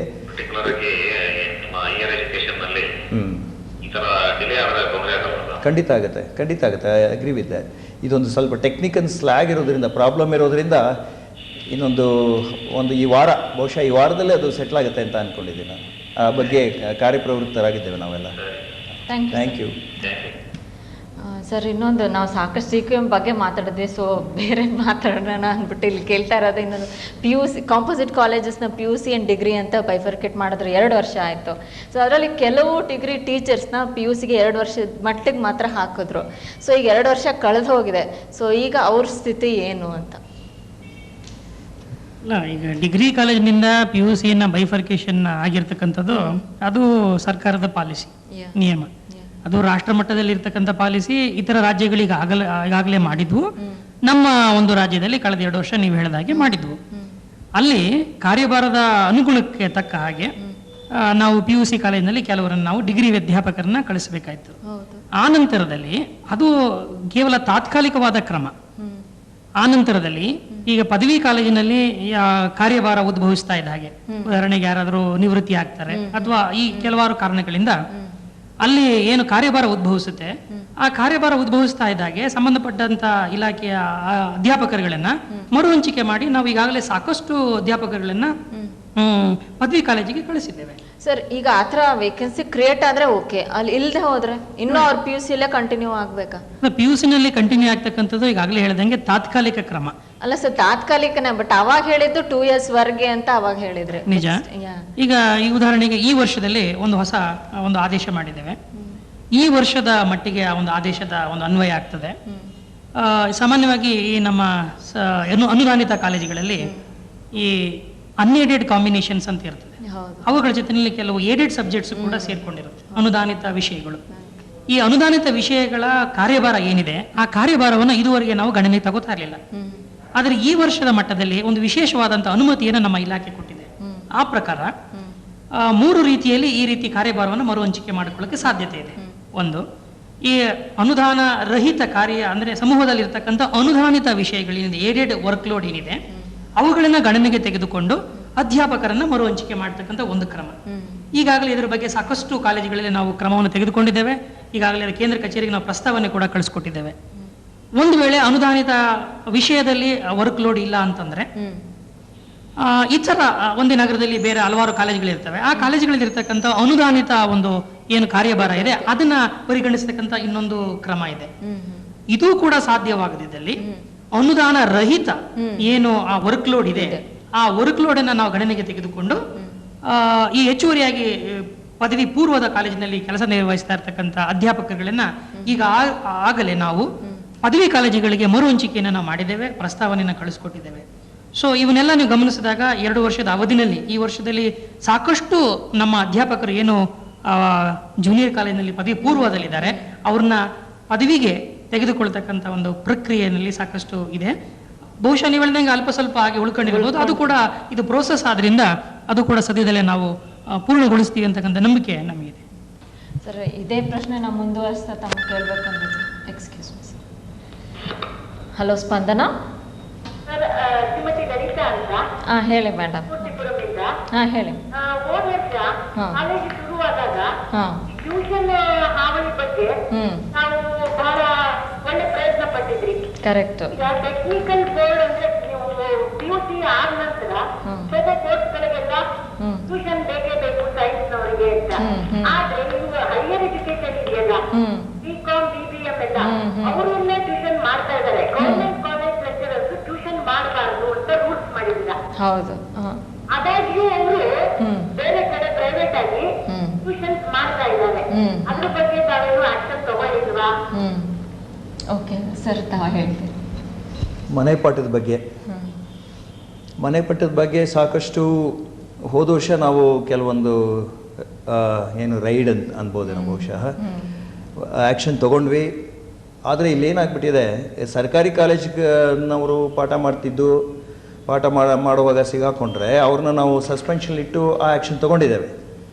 ಆದರೆ ನಮಗೆ ಸಮಸ್ಯೆ ಬಂದಿರೋದು ಈ ಅನುದಾನಿತ ಕಾಲೇಜುಗಳು ಮತ್ತು ಅನುದಾನಿತ ರಹಿತ ಕಾಲೇಜುಗಳು. ಅಲ್ಲೇನಾಗುತ್ತೆ, ಅವ್ರ ಮೇಲೆ ಆ್ಯಕ್ಷನ್ ತಗೊಳ್ಬೇಕಾದವರು ಸರ್ಕಾರ ಅಲ್ಲ, ಸರ್ಕಾರ ಓನ್ಲಿ ಇಂಡೈರೆಕ್ಟಾಗಿ ಮಾಡಬೇಕಷ್ಟೇ. ಅವರ ಒಂದು ಮ್ಯಾನೇಜ್ಮೆಂಟ್ ಒಂದು ಇರುತ್ತೆ, ಅವರು ಶಿಸ್ತು ಪ್ರಾಧಿಕಾರ ಆಗಿರುತ್ತೆ, ಅವರೇ ಅದ್ರ ಮೇಲೆ ಆ್ಯಕ್ಷನ್ ತಗೋಬೇಕು. ಹೀಗಾಗಿ ನಾವು ಅವ್ರ ಮೇಲೆ ಒತ್ತಾಯ ತಂದು ಆ್ಯಕ್ಷನ್ ತೊಗೊಂಡಿದ್ದೇವೆ, ಇಲ್ಲ ಅಂತ ಹೇಳೋದಿಲ್ಲ ನಾನು, ಕೆಲವೊಂದು ಆ್ಯಕ್ಷನ್ ತೊಗೊಂಡಿದ್ದೇವೆ. ಇದರಲ್ಲಿ ಈ ವರ್ಷದ ಆರಂಭದಲ್ಲೂ ಅಷ್ಟೇ ಸಾಕಷ್ಟು ಪ್ರೆಸ್ ನೋಟಿಫಿಕೇಶನ್ ಕೊಟ್ಟಿದ್ದೇವೆ ಮಾಡಿಕೊಡ್ದು ಅಂತ. ಆಮೇಲೆ ಎಲ್ಲ ಟೀಚರ್ಸಿಂದ ಉಪಾಧ್ಯಾಯರಿಂದ ಅಂಡರ್ಟೇಕಿಂಗ್ ತೊಗೊಂಡಿದ್ದೇವೆ, ಈ ವರ್ಷ ಮಾಡೋದಿಲ್ಲ ನಾವು ಅಂತ, ಪ್ರತಿ ವರ್ಷ ಮಾಡೋದಿಲ್ಲ ಅಂತ. ಅದು ಪ್ರತಿ ವರ್ಷ ತಗೊಳ್ತಾನೆ. ಹೇಳಿ ಮೇಡಮ್. ಅಲ್ಲ, ಮಾಡ್ತಾ ಇದ್ದಾರೆ ಅಂತ ಮಾಡ್ತಾ ಇದ್ದಾರೆ, ನಿಜ ಮಾಡ್ತಾ ಇದ್ದಾರೆ. ಈಗ ಏನಾಗಿದೆ, ನಾನು ಆಗಲೇ ಹೇಳಿದಾಗೆ ಡಿಸ್ಟ್ರಿಕ್ಟ್ ಟಾಸ್ಕ್ ಫೋರ್ಸ್ ಅಂತ ಒಂದಿದೆ ಅಲ್ವಾ, ಅದಕ್ಕೆ ಇದನ್ನು ವಹಿಸಿದ್ದಾರೆ. ಈಗ ಅವ್ರದ್ದು ಒಂದು ಜವಾಬ್ದಾರಿಗೆ ವಹಿಸಿದ್ದಾರೆ. ಅನಂತರ ಮ್ಯಾನೇಜ್ಮೆಂಟ್ಗಳಿಗೂ ಕೂಡ ಆ ಪ್ರಿನ್ಸಿಪಾಲ್ನೇ ಈಗ ಹೊಣೆಗಾರನಾಗಿ ಮಾಡ್ತಾ ಇದ್ದಾರೆ. ಅವ್ರ ಕಾಲೇಜಿನ ಅಧ್ಯಾಪಕರು ಯಾರಾದರೂ ಪಾಠ ಮಾಡಿದ್ರೆ ಅದು ಇವರು ಕೂಡ ರೆಸ್ಪಾನ್ಸಿಬಲ್ ಆಗ್ತಾರೆ. ಇವರ ಡ್ಯೂಟಿ ಅದು ಮಾಡದೇ ಇರೋಂಗೆ ಪ್ರಿವೆಂಟ್ ಮಾಡೋದು. ಎಲ್ಲದಕ್ಕೂ ಮಿಗಿಲಾಗಿ ಸಾರ್ವಜನಿಕ ಸಹಕಾರ ಅತಿ ಅಗತ್ಯ ಇಂಥ ವಿಷಯಗಳಲ್ಲಿ. ಅವರ ಒಂದು ಬೆಂಬಲ ಇರೋ ತನಕ ನಾವು ಈ ಪೊಲೀಸ್ ಕೆಲಸ ಮಾಡೋದು ಬಹಳ ಕಷ್ಟ. ಹೇಗೆ ಮಾಡ್ತೀರಿ? ಆದ್ರೆ ಇನ್ನೊಂದು, ಈ 10 ವರ್ಷ ಯಾವಕ್ಕಿಂತ ಹೆಚ್ಚಿಗೆ ಒಂದೇ ಕಾಲೇಜಲ್ಲಿ ಇದ್ದವರು ಟ್ರಾನ್ಸ್ಫರ್ ಆದ್ರೂ ಪುನಃ ಅವರು ಟ್ರಾನ್ಸ್ಫರ್ ತಗೊಂಡು ಬರ್ತಾ ಇದ್ದಾರಲ್ಲ, ಇದ್ರ ಬಗ್ಗೆ ತಾವೇನು ಕ್ರಮ ಕೈಗೊಂಡಿದ್ರೆ? ಒಳ್ಳೆ ಪ್ರಶ್ನೆ ಮೇಡಮ್. ನಾನು ಲೈನ್ ಕಟ್ ಮಾಡ್ತೀನಿ, ನೀವು ಟಿವಿಯಲ್ಲಿ ನೋಡಿ. Madam, okay, thank you sir. ಅಲ್ಲ, ಈ ಪ್ರಶ್ನೆಗೆ ಬಹುಶಃ ಇದು ಎಲ್ಲ ಇಲಾಖೆಗಳಲ್ಲೂ ಆಗ್ತಕ್ಕಂಥದ್ದೇನೆ. ಪ್ರತಿ ಇಲಾಖೆಯಲ್ಲೂ ಈ ಥರ ಆಗುತ್ತೆ. ಕೆಲವೊಂದು ಪಟ್ಟಬದ್ಧ ಹಿತಾಸಕ್ತಿ ಇರುವಂಥ ವ್ಯಕ್ತಿಗಳು ಈ ರೀತಿಯಾಗಿ ಅದೇ ಜಾಗದಲ್ಲಿ ಬಂದು ನೆಲೆಸಿ ಅವ್ರುಗಳು ಕೂಡ ಈ ಮನೆ ಪಾಠದ ಹಾವಳಿಗೆ ಅವರು ಕೂಡ ಕಾರಣಕರ್ತರಾಗ್ತಾರೆ. ಅದನ್ನಿಲ್ಲ ಅಂತ ಹೇಳೋದಿಲ್ಲ. ಸರ್ಕಾರ ಆದಷ್ಟು ಮಟ್ಟಿಗೆ ಇಂಥದ್ದೆಲ್ಲ ಒಂದು ಮಿನಿಮೈಸ್ ಮಾಡೋ ಒಂದು ಪ್ರಯತ್ನ ಅಂತೂ ಮಾಡ್ತಿದೆ ಅಂತ ಹೇಳ್ಬೋದು. ಸರ್, ನೀವು ಅವರು ಟ್ಯೂಷನ್ ಮಾಡೋರು ರಿಜಿಸ್ಟರ್ ಬೇರೆ ಮಾಡಬೇಕು ಅಂತ ಹೇಳಿದ್ರಿ, ಬಟ್ ರಿಜಿಸ್ಟ್ರೇಷನ್ ಈಗ ನಾವು ಹೋದ ವರ್ಷ ಈ ಥರ ಸಾಕಷ್ಟು ರೈಡ್ಗಳು ಮಾಡಿದ ನಂತರ ಏನಾಗಿದೆ, ಒಂದು ಬೆಳವಣಿಗೆ ಆಗಿದೆ. ಈಗ ಯಾರೇ ಪಾಠ ಮಾಡಬೇಕಾದ್ರೂ ಕೂಡ, ಟ್ಯುಟೋರಿಯಲ್ಸ್ ಮಾಡಬೇಕಾದ್ರೂ ಕೂಡ ಅವರು ಒಂದು ಸರ್ಕಾರದಲ್ಲಿ ರಿಜಿಸ್ಟರ್ ಮಾಡಿಸ್ಕೋಬೇಕು. ಈಗ ಯಾವುದೋ ಟ್ರೇಡ್ ಗೀಡ್ ಮಾಡುವಾಗ ರಿಜಿಸ್ಟರ್ ಮಾಡ್ಕೋಬೇಕಲ್ಲ, ಹಾಗೇನೆ ಸರ್ಕಾರದಲ್ಲಿ ಅವ್ರು ರಿಜಿಸ್ಟರ್ ಮಾಡಿಸ್ಕೋಬೇಕು. ರಿಜಿಸ್ಟರ್ ಮಾಡುವಾಗ ಸಾಕಷ್ಟು ನಿಬಂಧನೆಗಳನ್ನು ಸರ್ಕಾರ ಅವ್ರ ಮೇಲೆ ಹೇರುತ್ತೆ. ಅವನ್ನೆಲ್ಲ ಅವ್ರು ಸ್ಯಾಟಿಸ್ಫೈ ಮಾಡಬೇಕು. ಈ ರೀತಿ ಇದನ್ನು ಒಂದು ನಿಯಂತ್ರಣಕ್ಕೆ ತರೋ ಒಂದು ಪ್ರಯತ್ನವನ್ನು ಸರ್ಕಾರ ಈಗ ಮಾಡಿದೆ. ಆರ್ಡರ್ಸ್ ಎಲ್ಲ ಇಶ್ಯೂ ಆಗಿದೆ. ಈಗ ಸರ್ಕಾರದ ಅನುಮತಿ ಇಲ್ಲದೆ ಯಾರೂ ಕೂಡ ಮನೆ ಪಾಠ ಮಾಡೋ ಹಾಗಿಲ್ಲ. ಅದು ಒಂದು ಉತ್ತಮವಾದ ಬೆಳವಣಿಗೆ. ಇದರಿಂದನಾದರೂ ಈ ಒಂದು ಹಾವಳಿ ಕಡಿಮೆ ಆಗ್ಬೋದು ಅಂತ ನಾವು ಅಂದ್ಕೊಂಡಿದ್ದೇವೆ. ಸರ್, ನೀವು ಇದೇ ರಿಜಿಸ್ಟ್ರೇಷನ್ ಬಗ್ಗೆ ಹೇಳ್ತಾ ಒಂದ್ಸತಿ ಹೇಳಿದ್ರೆ, ಏನು 25,000 ರಿಜಿಸ್ಟ್ರೇಷನ್ ಫೀಸ್ ಇದೆ. ಹೌದು ಹೌದು. ಬಟ್ ಆ ಥರ ಇರುವಾಗ ಅವ್ರು ರಿಜಿಸ್ಟರ್ ಮಾಡಿದ್ರು, ಸೊ ನ್ಯಾಚುರಲಿ ಅದನ್ನ ಕಾಂಪನ್ಸೇಟ್ ಮಾಡೋಕ್ಕೆ ಅವ್ರ ಫೀಸ್ ಅಂತೂ ಜಾಸ್ತಿ ಇಡ್ತಾರೆ. So again the burden will be on the students. ಅದೇ ಹಾಂ. ಓಕೆ, ಹಲೋ ಸ್ಪಂದನ. ನಮಸ್ತೆ ಸರ್, ಹೇಳಿ. ಹಾಂ, ಹೇಳಿ ಸರ್. ಓಕೆ, ಈಗ ನಾವು ಈ ಒಂದು ಎಜುಕೇಶನ್ ಅನ್ನು ನೋಡಿದ್ರೆ, ಎಜುಕೇಶನ್ ನಲ್ಲಿ ಇರುವಂತಹ ಒಂದು ಹಳೆಯ ಮೌಲ್ಯಗಳಾಗ್ಲಿ, ಸ್ಟ್ಯಾಂಡರ್ಡ್ ಆಗ್ಲಿ ಯಾವುದು ನಮ್ಗೆ ಕಾಣಬರ್ತಿಲ್ಲ. ಮೊದಲನೇದಾಗಿ ನಾವು ಹೇಳಬೇಕಾದ್ರೆ, ಪ್ರೈಮರಿ ಶಾಲೆನಲ್ಲಿ ಇವರು ಯಾರಾಳವ ಶೇಷಶಾಹ ಲಕ್ಷ ಕರೆಕ್ಟಾಗಿ ಹೇಳುವುದಿಲ್ಲ. ಇವತ್ತಿನ ಒಂದು ಆಕಾರಗಳೆಲ್ಲ ಹೋಗಿ ಯಾವುದೋ ಒಂದು ರೀತಿ ಬಂದು ಕೂತಿದೆ. ಇದೇ ರೀತಿ ನಮ್ಗೆ ನಾವು ನಡೆದುಕೊಂಡು ಹೋದ್ರೆ ಮುಂದೆ ನಮ್ಮ ವ್ಯಾಕರಣನೇ ಬದಲಾಯಿಸುವ ಒಂದು ಪರಿಸ್ಥಿತಿ ಬರ್ತಾ ಇದೆ. ಇದು ಒಂದು ಕಡೆ ಆದ್ರೆ ನಮಗೆ. ಎರಡನೇದು, ಒಂದು ಉಪಾಧ್ಯಾಯರು ಅಂತ ಏನಿದ್ರು ಮೊದಲು ನಮ್ಮ ಕಾಲದಲ್ಲೆಲ್ಲ ಇದ್ದಾಗ, ಅವರ ಕ್ವಾಲಿಟಿ ಆಗ್ಲಿ, ಅವರ ಕಂಡ್ರೆ ಹೆದರಿಕೆ ಆಗ್ಲಿ, ಯಾಕಿತ್ತು ಅಂತ ಹೇಳಿದ್ರೆ they were so well prepared for each and every class. ಈಗ ಮೊನ್ನೆ ಒಂದು ಇದೇ ತರದ ಒಂದು ಕಾರ್ಯಕ್ರಮ ನೋಡ್ತಿದ್ದಾಗ, ಈಗ ನರಸಿಂಹಾಚಾರ್ಯ ಹರಿಶ್ಚಂದ್ರನ ಬಗ್ಗೆ ಒಂದು ಪ್ರಶ್ನೆ ಕೇಳಿದಂತೆ, ಹರಿಶ್ಚಂದ್ರ ಕಾವ್ಯದ ಬಗ್ಗೆ ನೀವು ನನಗೆ ಹೇಳಬೇಕು ಅಂತ. ಅವರು ಸುಮಾರು ಒಂದು 20 ದಿನ ಆಯ್ತು, 25 ದಿನ ಆಯ್ತು, 1 ತಿಂಗಳಾಯ್ತು, ಮಾತೇ ಆಗ್ಲಿಲ್ಲಂತೆ. ಆಮೇಲೆ ಬಂದು ಹುಡುಗರೆಲ್ಲ ಕೇಳಿದಂತೆ, ಏನ್ ಸರ್ ನಾವು ಹರಿಶ್ಚಂದ್ರ ಕಾವ್ಯನ ಕೇಳ್ತಾ ಇದ್ದೀವಿ, ನೀನು ಹೇಳ್ತಾನೆ ಇಲ್ವಾ ಅವ್ರ ಬಗ್ಗೆ, ನೀನು ಹೇಳಕ್ ಇಷ್ಟವಿಲ್ವೇ ಅಂತ ಕೇಳಿದಂತೆ.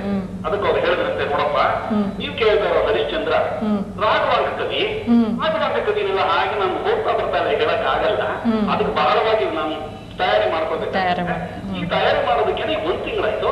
ನಾಳೆ ನಿಮಗೆ ನಾನು ಕ್ಲಾಸಲ್ಲಿ ಪಾಠ ಮಾಡ್ತೀನಿ ಅಂತ ಹೇಳಿ ಕಂಟಿನ್ಯೂಸ್ ಆಗಿ 5 ಗಂಟೆಗಳ ಕಾಲ ಪಾಠ ಮಾಡಿದಂತೆ. ಒಬ್ಬನೊಬ್ಬರು ಆಚೆಗೆ ಹೋಗಿಲ್ಲ. ಈ ತರ ಒಂದು ಉಪಾಧ್ಯಾಯರಾಗಿದ್ದ ಒಂದು ಸ್ಥಾನದಲ್ಲಿ ಉಪಾಧ್ಯಾಯರನ್ನು ಒಂದು ಗೌರವ ದಕ್ಕಿಸ್ಕೊಳ್ಳೋಕೆ ಹೋಗ್ತಾ ಇದ್ದಾರೆ ಹೊರತು ವ್ಯಕ್ತಿಗಳು ಅವರಲ್ಲಿರುವ ಕ್ವಾಲಿಟಿ ಬಹಳ ಕ್ಷೀಣವಾಗ್ತಿದೆ. ಇದಕ್ಕೆ ನಾವು ನೋಡ್ಬೇಕಾಗಿರೋದ್ರಲ್ಲಿ 3. ಇದು ಒಂದು ಸೋಷಿಯಲೈಸೇಷನ್ ಪಾಲಿಸಿನಲ್ಲಿ ನಾವು ಏನ್ ಮಾಡ್ತಿದ್ದೀವಿ, ಅದು ತಪ್ಪಾ ಸರಿನಾ ಅದು ಮ್ಯಾಕ್ರೋ ಲೆವೆಲ್ ಅಲ್ಲಿ ನಾವೇನು ಹೇಳಕ್ ಆಗಲ್ಲ. ಬಟ್ ಅವರು ಒಂದು ಶಾಲೆಗೆ ರೆಕ್ರೂಟ್ ಆಗಿ ಬಂದ ಮೇಲೆ ಅಲ್ಲಿ ಒಂದು ಪ್ರಿನ್ಸಿಪಾಲ್ ಅಂತ ಆಗ್ಲಿ, ಹಳೆಯಲ್ಲಿ ಎಜುಕೇಶನ್ ಡಿಪಾರ್ಟ್ಮೆಂಟ್ ಅಲ್ಲಿ ನಾವು ಹೈಸ್ಕೂಲ್ ತೆಗೆದುಕೊಂಡ್ರೆ ನೋಟ್ಸ್ ಆಫ್ ಲೆಸನ್ ಅಂತ ಬರೀತಿದ್ರು, ಅದಾಗ್ಲಿ ಅಥವಾ ವಾರಕ್ಕೆ ಟೆಸ್ಟ್ಗಳಾಗ್ಲಿ, ಇದೆಲ್ಲ ಯಾವುದೂ ಇಲ್ಲ. ಈಗ ಗುಣಮಟ್ಟ ಯಾವ ಲೆವೆಲ್ಗೆ ಹೋಗಿದೆ ಅಂದ್ರೆ ಹುಡುಗ ಯಾವ ಶಾಲೆಗೆ ಸೇರ್ತಾನೆ ಅನ್ನೋದಕ್ಕಿಂತ ಯಾರ ಹತ್ರ ಮನೆ ಪಾಠಕ್ಕೆ ಹೋಗ್ತಾನೆ ಅನ್ನೋದು ಇಂಪಾರ್ಟೆಂಟ್ ಆಗಿದೆ. ಮುಂದಿನ ವರ್ಷ ನನ್ನ ಮಗ 10ನೇ ಕ್ಲಾಸಿಗೆ ಬರ್ತಾನಿದ್ರೆ ಈ ವರ್ಷನೇ ಇಂಥವ್ರ ಹತ್ರ ನಾನು ಪಾಠ ಬುಕ್ ಮಾಡಿದೀನಿ, ಇವ್ರ ಹತ್ರ ಹೋಗ್ಬೇಕು ಅಂತ ಇದ್ದಾರೆ. ಈ ಒಂದು ಲೆವೆಲ್ ಬರಬೇಕಾದ ಕಾರಣ ಶೈಕ್ಷಣಿಕ ವ್ಯಾಲ್ಯೂಸ್ ಎಷ್ಟು ಇಳಿದಿರಬೇಕು ಕಾಲೇಜಲ್ಲಾಗ್ಲಿ ಸ್ಕೂಲಲ್ಲಾಗ್ಲಿ ಬಹಳ ಇಳಿದಿದೆ. ಮೂರನೇದು ಏನ್ ಹೇಳ್ತಿದ್ದೀನಿ ಅಂತ ಹೇಳಿದ್ರೆ, ಈ ಇಂಜಿನಿಯರಿಂಗ್ ಕಾಲೇಜಸ್ಗೆಲ್ಲ AICTE ಅಂತ ಒಂದು ಬಾಡಿ ಉಂಟು. ಅವರ ಪ್ರಕಾರ ಒಂದು ನಾರ್ಮ್ಸ್ ಇದೆ ಇನ್ಫ್ರಾಸ್ಟ್ರಕ್ಚರ್ಗೆ. ಈಗ ನೀವು ಇಷ್ಟೊತ್ತು ಇನ್ಫ್ರಾಸ್ಟ್ರಕ್ಚರ್ ಬಗ್ಗೆ ಮಾತಾಡ್ತಿದ್ರಿ. ನಾನು ಸುಮಾರು ಇಲ್ಲಿ ಕಾಂಪೋಸಿಟ್ ಕಾಲೇಜಸ್ ಎಲ್ಲ ನೋಡಿದ್ದೀನಿ. ಅಲ್ಲಿ high school, middle school, LKG, UKG ಎಲ್ಲ ಹಾಕಿ ಆ ಮಕ್ಕಳು ಜಂಪ್ ಮಾಡ್ಕೊಂಡು ಕ್ಲಾಸ್ ಹೋಗಬೇಕು. ಸೈಕಲ್ ಪಾರ್ಕಿಂಗ್ ಅಲ್ಲೇ, ಇದಲ್ಲೇ. ಈಗ ಇದಕ್ಕೆಲ್ಲ ಒಂದು ನಾರ್ಮ್ಸ್ ಇಲ್ವೇ ಅಂತದನ್ನ ಇವರು ಡಿರೆಕಗ್ನೈಸ್ ಮಾಡಿ ಮಿನಿಮಮ್ ಎಷ್ಟು ಏಕರ್ಸ್ ಇರಬೇಕು, ಒಂದು ಆಡಿಟೋರಿಯಂ ಇರಬೇಕು, ಪ್ಲೇ ಗ್ರೌಂಡ್ ಇರಬೇಕು, ಲೈಬ್ರರಿ ಇರಬೇಕು. ಎಷ್ಟೋ ಕಾಲೇಜಲ್ಲಿ ಲೈಬ್ರರಿಗಳೇ ಇಲ್ಲ. ಬಟ್ ಅವ್ರು ಮಾಡ್ತಾ ಇರೋ ಒಂದು ನೋಡಿದ್ರೆ ಆ ಕಾಲೇಜುಗಳಲ್ಲಿ ಅಷ್ಟು ಡಿಮಾಂಡ್ ಬೇರೆ ಕಾಲೇಜುಗಳಿಗೆ ಇಲ್ಲ. ಹೌದು ಸರ್, ಕರೆಕ್ಟ್. ಈಗ ಇದೆಲ್ಲ ಇರೋದ್ರಿಂದ ಸರ್ಕಾರ ಯಾವ ನಿಟ್ಟಿನಲ್ಲಿ ಮುಂದುವರಿತಾ ಇದೆ? ಪ್ರತಿ ವರ್ಷ ಸರ್ಕಾರ ಘೋಷಣೆಗಳು ಕೊಡ್ತಾ ಇರುತ್ತೆ, ಬರ್ತಾ ಇರುತ್ತೆ. But the administrative officers what extent they have been delegated the powers to control these things. This is what my question to mister Maheshwara Murthy ಅವರಿಗೆ. Okay sir. ಸರ್ ನಾನು ಲೈನ್ ಕಟ್ ಮಾಡ್ತೀನಿ. Thank you sir. ತುಂಬ ಉತ್ತಮವಾದ ಪ್ರಶ್ನೆ. ನೀವು standards ಬಗ್ಗೆ ಹೇಳ್ತಾ ಇದ್ದೀರಿ. ಅದು ಸ್ಟ್ಯಾಂಡರ್ಡ್ಸು ನೀವು ಹೇಳಿದಾಗೆ ಭಾಳಷ್ಟು ಕಡಿಮೆ ಆಗಿದೆ. ಅದು ಸಾರ್ವಜನಿಕವಾಗಿ ಎಲ್ಲರೂ ಅದನ್ನು ಎಲ್ರಿಗೂ ಅದರ ಒಂದು ಪರಿಣಾಮ ಆಗಿದೆ, ಎಲ್ಲರ ಮೇಲೂ ಆಗಿದೆ. ಅದ್ರ ಬಗ್ಗೆ ಯಾವ ಸಂಶಯನೂ ಇಲ್ಲ. ಆದರೆ ಇಲ್ಲಿ ನಾನೇನು ಹೇಳಬೇಕಂತಿದ್ದೀನಿ ಅಂದರೆ, ಈವನ್ ವಿದ್ಯಾರ್ಥಿಗಳ ಒಂದು ಆ್ಯಟಿಟ್ಯೂಡ್ ಕೂಡ ತಗೊಳ್ಳಿ. ಒಂದು ಕಮರ್ಷಿಯಲೈಸೇಷನ್ ಆಫ್ ಎಜುಕೇಷನ್ ಅಂತ ಆಗಿದೆ ಅಂತ ಹೇಳ್ಬೋದು ಧಾರಾಳವಾಗಿ. ಯಾವ ವಿದ್ಯಾರ್ಥಿ ತನಗೆ ಇಷ್ಟವಾದ ಒಂದು ಸಬ್ಜೆಕ್ಟನ್ನು ಓದೋಕ್ಕೆ ಅವಕಾಶ ಪಡ್ಕೊಳ್ತಾನೆ ಈಗ, ಅವನು ಬಹುಶಃ ಅವ್ರ ತಂದೆ ತಾಯಿ ಮಾತುಗಳು ಕೇಳಬೇಕಾಗತ್ತೆ. ಅವನಿಗೆ ಇಷ್ಟ ಇಲ್ಲದೆ ಇದ್ದರೂ ಇಂಜಿನಿಯರಿಂಗ್ ಓದಬೇಕಾಗತ್ತೆ, ಮೆಡಿಕಲ್ ಓದಬೇಕಾಗತ್ತೆ, ಇನ್ನೇನೋ ಓದಬೇಕಾಗತ್ತೆ. ಇಂತಹ ಒಂದು ಸನ್ನಿವೇಶ ಇವತ್ತು ಸೃಷ್ಟಿಯಾಗಿದೆ. ಹೀಗಾಗಿ ಈ ಒಂದು ಮನೆ ಪಾಠದ ಬಗ್ಗೆನೂ ಆಗಲಿ, ಮನೆ ಪಾಠಕ್ಕೆ ಎಂಥವ್ರು ಹೋಗ್ತಾರೆ? ಒಂದು ಕಾಲದಲ್ಲಿ ಬಿಲೋ ಆವ್ರೇಜ್ ಸ್ಟೂಡೆಂಟ್ಸ್ಗೆ ಅದರ ಅವಶ್ಯಕತೆ ಇತ್ತು. ಈಗೇನಾಗಿದೆ, 90% ಮೇಲೆ ಬಂದವನು ಅದಕ್ಕೆ ಹೋಗ್ತಾನೆ. ಮನೆ ಪಾಠಕ್ಕೆ ನೀವು 35% ಬಂದಿರೋ ಹುಡುಗನಿಗೆ, ಅಗತ್ಯವಿರ್ತಕ್ಕಂಥ ಹುಡುಗನಿಗೆ ಯಾರೂ ಅವನನ್ನು ಸೇರಿಸೋದೇ ಇಲ್ಲ, ಎಷ್ಟು ದುಡ್ಡು ಕೊಟ್ಟರು ಸೇರಿಸೋದಿಲ್ಲ. ಅಂಥ ಒಂದು ಪರಿಸ್ಥಿತಿ ನಿರ್ಮಾಣವಾಗಿಬಿಟ್ಟಿದೆ. ಅದೊಂದು ಕಾರಣ. ಆಮೇಲೆ ಇನ್ನು ಕೆಲವರು ಹೇಳ್ತಾರೆ ಪರ್ಸ್ನಲ್ ಅಟೆನ್ಷನ್ ಇರುತ್ತೆ ಮನೆ ಪಾಠಕ್ಕೆ ಹೋದಾಗ. ಕಾಲೇಜಲ್ಲಾದರೆ ತುಂಬ ಜನ ಹುಡುಗರಿರ್ತಾರೆ. ಇವನ್ ನೋಡಿ, ಈ ಕಲ್ಪನೆ ಕೂಡ ಎಷ್ಟೊಂದು ಬದಲಾಯಿಸಿದೆ. ಇವನ್ ಮನೆ ಪಾಠದಲ್ಲಿ ಕೂಡ ಎಷ್ಟು ಜನ ಇರ್ತಾರೆ? 60-70 ಜನ ಇರ್ತಾರೆ. ಅಂತ ಒಂದು ಪರಿಸ್ಥಿತಿ ನಿರ್ಮಾಣವಾಗಿದೆ. ಇದಕ್ಕೆ ಬಹಳಷ್ಟು ಕಾರಣಗಳಿವೆ. ಉಪಾಧ್ಯಾಯ ಕಾರಣ ಒಪ್ಕೊಳ್ತೇನೆ. ಹೀಗೆ ಬಹುಶಃ ಸಮಾಜ ಅದು ಎಲ್ಲವನ್ನ ಒಂದು ರೀತಿ ಕಮರ್ಷಿಯಲ್ ಆಗಿ ನೋಡ್ತಾ ಇರೋದು, ವ್ಯಾಪಾರೀಕರಣ ಮನೋಭಾವದಿಂದ ನೋಡ್ತಾ ಇರೋದು ಕೂಡ ಅದಕ್ಕೆ ಕಾರಣ. ವಿದ್ಯಾಭ್ಯಾಸ ಬರೀ ಬದುಕಿಗೊಂದು ಆಧಾರ ಆಗಿಬಿಟ್ಟಿದೆ ಅಷ್ಟೇ. ಅವನ ವ್ಯಕ್ತಿತ್ವ ರೂಪಿಸ್ಕೊಳ್ಳೋದಕ್ಕೆ, ರೂಢಿಸ್ಕೊಳ್ಳೋದಕ್ಕೆ ಅಥವಾ ಇಂಪ್ರೂವ್ ಮಾಡ್ಕೊಳ್ಳೋದಕ್ಕೆ ಅಂತಹ ಒಂದು ಕಾರಣಗಳು ಈಗೆಲ್ಲೂ ಕಂಡು ಬರ್ತಾ ಇಲ್ಲ. ಬಹುಶಃ ಅದು ಒಂದು ಪರಿಣಾಮ ಅಂತ ಕಾಣುತ್ತೆ. ಇದು so many factors are responsible for this. Anyway, ನಾವು ಈ ಒಂದು ಕ್ವಾಲಿಟಿ ಕಾನ್ಸೆಪ್ಟ್ನ ಇದು ಒಂದು ಕೂಡ ಒಂದು ಹೊಸ ಪ್ರಯೋಗ ಅಂತಲೇ ಹೇಳ್ಬೋದು. ಇದುವರೆಗೂ ಕ್ವಾಲಿಟಿ ಅನ್ನೋದನ್ನ ಎಲ್ಲರೂ ಆಚರಿಸ್ತಿದ್ರು ನಮ್ಮ ಹಿಂದಿನ ತಲೆಮಾರಿನವರು, ಬಹುಶಃ ತಮ್ಮ ತಲೆಮಾರಿನವರು ಬಹುಶಃ ಅಂತ ಹೇಳ್ಬೋದು. ಕ್ವಾಲಿಟಿ ಎದ್ದು ಕಾಣಿಸೋದು, ಅದನ್ನೇನು ಮಾತಾಡೋ ಅವಶ್ಯಕತೆ ಇರಲಿಲ್ಲ. ನೀವು ಕೂಡ ಇದೊಂದು ಪ್ರಶ್ನೆ ಬಿಗಿನಿಂಗಲ್ಲಿ ಕೇಳಿದ್ರಿ. ಈಗ ಅದರ ಅಭಾವ ಎಲ್ಲೆಡೆ ಕಾಣ್ತಿರೋದ್ರಿಂದ ನಾವು ಅಟ್ಲೀಸ್ಟ್ ಈ ಕ್ವಾಲಿಟಿ ಅಂದರೆ ಏನು ಅನ್ನೋ ಒಂದು ಪರಿಕಲ್ಪನೆಯನ್ನು ಉಪಾಧ್ಯಾಯರಲ್ಲಿ ಎಲ್ಲ ಈ ಸ್ಟೇಕ್ ಹೋಲ್ಡರ್ಸ್ ಪಾಲ್ದಾರ್ ಯಾರ್ಯಾರಿದ್ದಾರೆ ಉನ್ನತ ಶಿಕ್ಷಣದಲ್ಲಿ ಅವರೆಲ್ಲರಿಗೂ ಅದನ್ನು ಮನವರಿಕೆ ಮಾಡಿಕೊಟ್ಟು ಅಲ್ಲಿಂದ ನಾವು ಒಂದು ಶಕೆಯೇ ಪ್ರಾರಂಭಿಸುವ ಒಂದು ಆಶಾಭಾವನೆ ಇಟ್ಕೊಂಡು ಮಾಡ್ತಾ ಇದ್ದೇವೆ. ಪಬ್ಲಿಕ್ ಸಹಕಾರ ಖಂಡಿತ ಬೇಕಿದಕ್ಕೆ. ಸರ್, ಇನ್ನೊಂದು ನಾನು ಇದೆಲ್ಲ ಪ್ರಶ್ನೆ ಬಿಟ್ಬಿಟ್ಟು ಬೇರೆ ಥರ ಕೇಳಬೇಕು ಅಂತ ಇದ್ದೀನಿ. ಇದರಲ್ಲಿ ಸರ್, ಫಸ್ಟ್ ಆಫ್ ಆಲ್ ಈಗ ಡಿಗ್ರಿ ಕಾಲೇಜಸ್ಗೆಲ್ಲ ತುಂಬ ಹೊಸ ಕೋರ್ಸ್ ಎಲ್ಲ ಇಂಟ್ರೊಡ್ಯೂಸ್ ಮಾಡೋಕ್ಕೆ ಪರ್ಮಿಷನ್ ಕೊಟ್ಟಿದ್ದಾರೆ, ಗೌರ್ಮೆಂಟ್ನವ್ರು ಕೊಟ್ಟಿದ್ದಾರೆ. ಕೆಲವು ಯೂನಿವರ್ಸಿಟಿ ಎಲ್ಲ ರೆಕಗ್ನೈಸು ಮಾಡಿದೆ. ಬಟ್ ಅದರಲ್ಲಿ ಏನಾಗಿದೆ ಅಂದರೆ ಈ ಯೂನಿಫಾರ್ಮ್ ಫೀಸ್ ಸ್ಟ್ರಕ್ಚರ್ ಅಂತ ಇಲ್ಲ ಇಲ್ಲಿ. ತಮ್ಮ ಕಾಲೇಜವರು ತಮಗಿಷ್ಟ ಬಂದಂಗೆ ಅಥವಾ ಅದ್ರ ಪ್ರಕಾರ ಅವರು ಫೀಸ್ ಸ್ಟ್ರಕ್ಚರ್ನ ಅವರು ಮಾಡ್ತಾ ಇದ್ದಾರೆ. ಎಕ್ಸಾಂಪಲ್ ಒಂದು ಕೋರ್ಸ್ಗೆ ಈ ಬಯೋಟೆಕ್ನಾಲಜಿಗೆ ಏನು 7,000 ಅಂತ ಫೀಸ್ ಇಟ್ಟರೆ, ನೆಕ್ಸ್ಟ್ ಪಕ್ಕದ ಕಾಲೇಜವರು ಅಥವಾ ಇನ್ನೊಂದು ಕಾಲೇಜವರು ಆ ಸಿಟಿಯವರು ಅದನ್ನ 6,000 ಮಾಡ್ತಾರೆ. ಯಾಕೆಂದರೆ ಅಟ್ಲೀಸ್ಟ್ ಅಲ್ಲಿ ಸ್ಟೂಡೆಂಟ್ಸ್ ಇಲ್ಲಿಗೆ ಬರಲಿ ಅಂತ ಅಂದ್ಬಿಟ್ಟು. ಈ ಥರ ಕಾಂಪಿಟೇಷನ್ ಬೆಳೀತಾ ಇದೆ. ಅದೇ ಥರ ಆದ್ದರಿಂದ ಕಾಲೇಜ್ಗಳು ತುಂಬ ತೊಂದರೆಗೆ ಈಡಾಗಿವೆ. ಈ ಥರ ಯಾರ್ಯಾರು ಹೊಸ ಸಬ್ಜೆಕ್ಟ್ಸ್ ಇಂಟ್ರೊಡ್ಯೂಸ್ ಮಾಡಿದ್ದಾರೆ ಅವ್ರಿಗೆ. ಇದರಲ್ಲಿ ಈಗ BE ಮತ್ತು MBBS ಥರ ಯಾಕೆ ಯೂನಿಫಾರ್ಮ್ ಸ್ಟ್ರಕ್ಚರ್ ಫೀಸ್ ಸ್ಟ್ರಕ್ಚರ್ ಮಾಡಬಾರ್ದು ಅಂತ? ನಿಜ, ಈಗಾಗಲೇ ಸಾಕಷ್ಟು ಹೊಸ ಕೋರ್ಸ್ಗಳನ್ನು ರೀಸ್ಟ್ರಕ್ಚರ್ಡ್ ಕೋರ್ಸಸ್ ಅಂತ ಹೇಳ್ತೀವಿ. ಅದು ಬಯೋಟೆಕ್ನಾಲಜಿ ಆಗಿರ್ಬೋದು, ಮೈಕ್ರೋಬಯಾಲಜಿ ಆಗಿರಬಹುದು, ಈ ಥರ ಹಲವಾರು ಕೋರ್ಸಸ್ನ ಮಾಡ್ಕೊಂಡ್ಬಂದಿದ್ದೇವೆ. ಇದು ಫೀ ಸ್ಟ್ರಕ್ಚರ್ ವಿಚಾರಗಳು ಬಂದಾಗ ನಿಜ, ಹೊಸದಾಗಿ ಯಾವುದೇ ಒಂದು ಕೋರ್ಸನ್ನು ಪ್ರಾರಂಭ ಮಾಡಿದಾಗ ಅದರ ಒಂದು ಎಸ್ಟಾಬ್ಲಿಷ್ಮೆಂಟ್ಗೆ ಇನ್ಫ್ರಾಸ್ಟ್ರಕ್ಚರ್ಗೆ ಸಾಕಷ್ಟು ಖರ್ಚುಗಳು ಆಗೋದು ಸಹಜ. ಈ ಹಿನ್ನೆಲೆಯಲ್ಲಿ ಅದು ಒಂದು ಕಾರಣ. ಎರಡನೇ ಕಾರಣ, ಆ ಕಾಲೇಜಿನ ಒಂದು ಸ್ಥಾನಮಾನ, ಆ ಕಾಲೇಜಿನ ಒಂದು ಏನು ಆ ಸೋಷಿಯಲ್ ಅಕ್ಸೆಪ್ಟೆನ್ಸು, ಸೋಷಿಯಲ್ ಸ್ಟೇಟಸ್ ಏನಿದೆ ಅದರ ಮೇಲೆ ಆ ಕೋರ್ಸ್ನ ಒಂದು ಫೀ ಕೂಡ ವ್ಯತ್ಯಾಸ ಆಗೋ ಸಾಧ್ಯತೆಗಳಿದೆ. ನಿಜ, ಉದಾಹರಣೆಗೆ ಈಗ ಸರ್ಕಾರಿ ಕಾಲೇಜುಗಳು ಈ ಥರ ಕೆಲವಾರು ಕೋರ್ಸಸ್ನ ಪ್ರಾರಂಭ ಮಾಡಿದ್ದೇವೆ. ಸರ್ಕಾರಿ ಕಾಲೇಜಿನಲ್ಲಿ ಈ ಸರ್ಕಾರ ಅನುಮತಿಸಿರ್ತಕ್ಕಂಥ ಏನು ಫೀ ಇದೆ, ಆ ಶುಲ್ಕ, ಅವುಗಳಿಗೆ ಮಾತ್ರ ನಾವು ಈಗ ಅದರಲ್ಲಿ ಸಂಗ್ರಹ ಮಾಡಲಿಕ್ಕೆ ಅವಕಾಶ ಕೊಟ್ಟಿದ್ದೇವೆ. ಅದ್ರ ಜೊತೆಯಲ್ಲಿ ಇತ್ತೀಚೆಗೆ ಉದಾಹರಣೆಗೆ ಈಗ ಮಹಾರಾಣೀಸ್ ಕಾಲೇಜ್ ಅಂತ ಕಾಲೇಜುಗಳಲ್ಲಿ ಮೈಕ್ರೋಬಯಾಲಜಿ ಅಥವಾ ಕಂಪ್ಯೂಟರ್ ಸೈನ್ಸು, ಬಯೋಟೆಕ್ನಾಲಜಿ ಓದುವಂಥ ವಿದ್ಯಾರ್ಥಿಗಳು ಇನ್ಫ್ರಾಸ್ಟ್ರಕ್ಚರ್ ಡೆವಲಪ್ಮೆಂಟ್ಗೋಸ್ಕರವಾಗಿ ಈ ಯೂಸರ್ ಚಾರ್ಜ್ ಕಲೆಕ್ಷನ್ ಮಾಡಲಿಕ್ಕೆ ಅವಕಾಶ ಮಾಡಿಕೊಟ್ಟಿದ್ದೇವೆ. ಉದಾಹರಣೆಗೆ ಈಗ ಮೈಕ್ರೋಬಯಾಲಜಿ ಇದ್ದರೆ 3,000 ರೂಪಾಯಿ ಬಳಕೆ ಶುಲ್ಕವನ್ನು ಸಂಗ್ರಹಿಸ್ತಕ್ಕಂಥದ್ದು. ಅದೇ ನೀವು ಹೇಳಿದಾಗೆ ಅದು 10, 15,000, 20,000 ಅಂತಂದಾಗ ಅದು ಬಹಳ ಇಲ್ಲ ಸರ್, ನಾ ಹೇಳಿದ 7,000, 5,000, 7,000 ಅಲ್ಲ, ಬಹುಶಃ ಅದು ಇನ್ನೂ ಕೂಡ ಕೆಲವು ಕಡೆ ಇನ್ನೂ ಜಾಸ್ತಿ ಕೂಡ ಇದೆ, ಅದು ನಮ್ಮ ಗಮನ ಕೂಡ ಬಂದಿದೆ. ಅದು ನಿಜಕ್ಕೂ ಅದು ಒಪ್ತಕ್ಕಂಥ ಒಂದು ಫೀ ಸ್ಟ್ರಕ್ಚರ್ ಅಲ್ಲ. ಅಲ್ಲ ಸರ್, ಆ ಕಾಲೇಜ್ಗೂ ತೊಂದರೆ ಆಗಿದೆ. ಯಾಕಂದ್ರೆ ಅವ್ರಿಗೆ ಎಷ್ಟು ಇಡಬೇಕು ಅಂತ ಗೊತ್ತಿಲ್ಲ. ಯಾಕಂದ್ರೆ ಪಕ್ಕದ ನೆಕ್ಸ್ಟ್ ಅವ್ರು ಎಷ್ಟು ಇಳಿಸ್ತಾರೆ ಅಂತ ಗೊತ್ತಿಲ್ಲ. ಆತರ ಅವ್ರಿಗೆ ಒಂಥರ ಗೊಂದಲ ಇದೆ, ಒಂದು ಗೊಂದಲ ಇದೆ ಅಂತ ನಿಜ. Excuse me.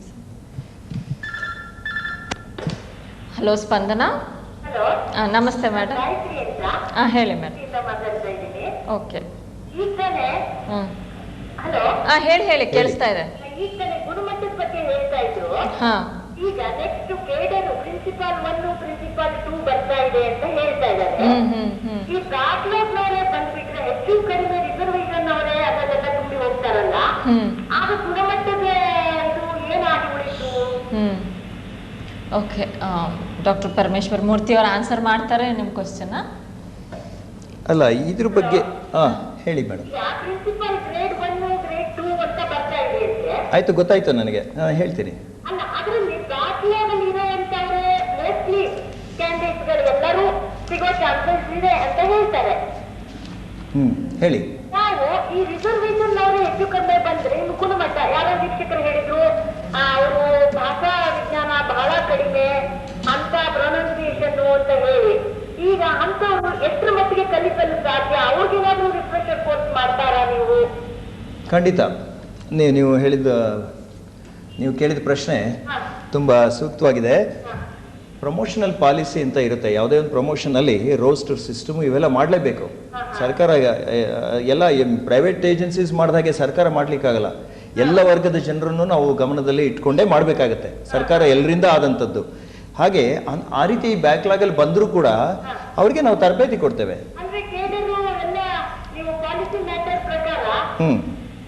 ಹೇಳಿ ಸರ್, ಹೇಳಿ ಮೇಡಮ್.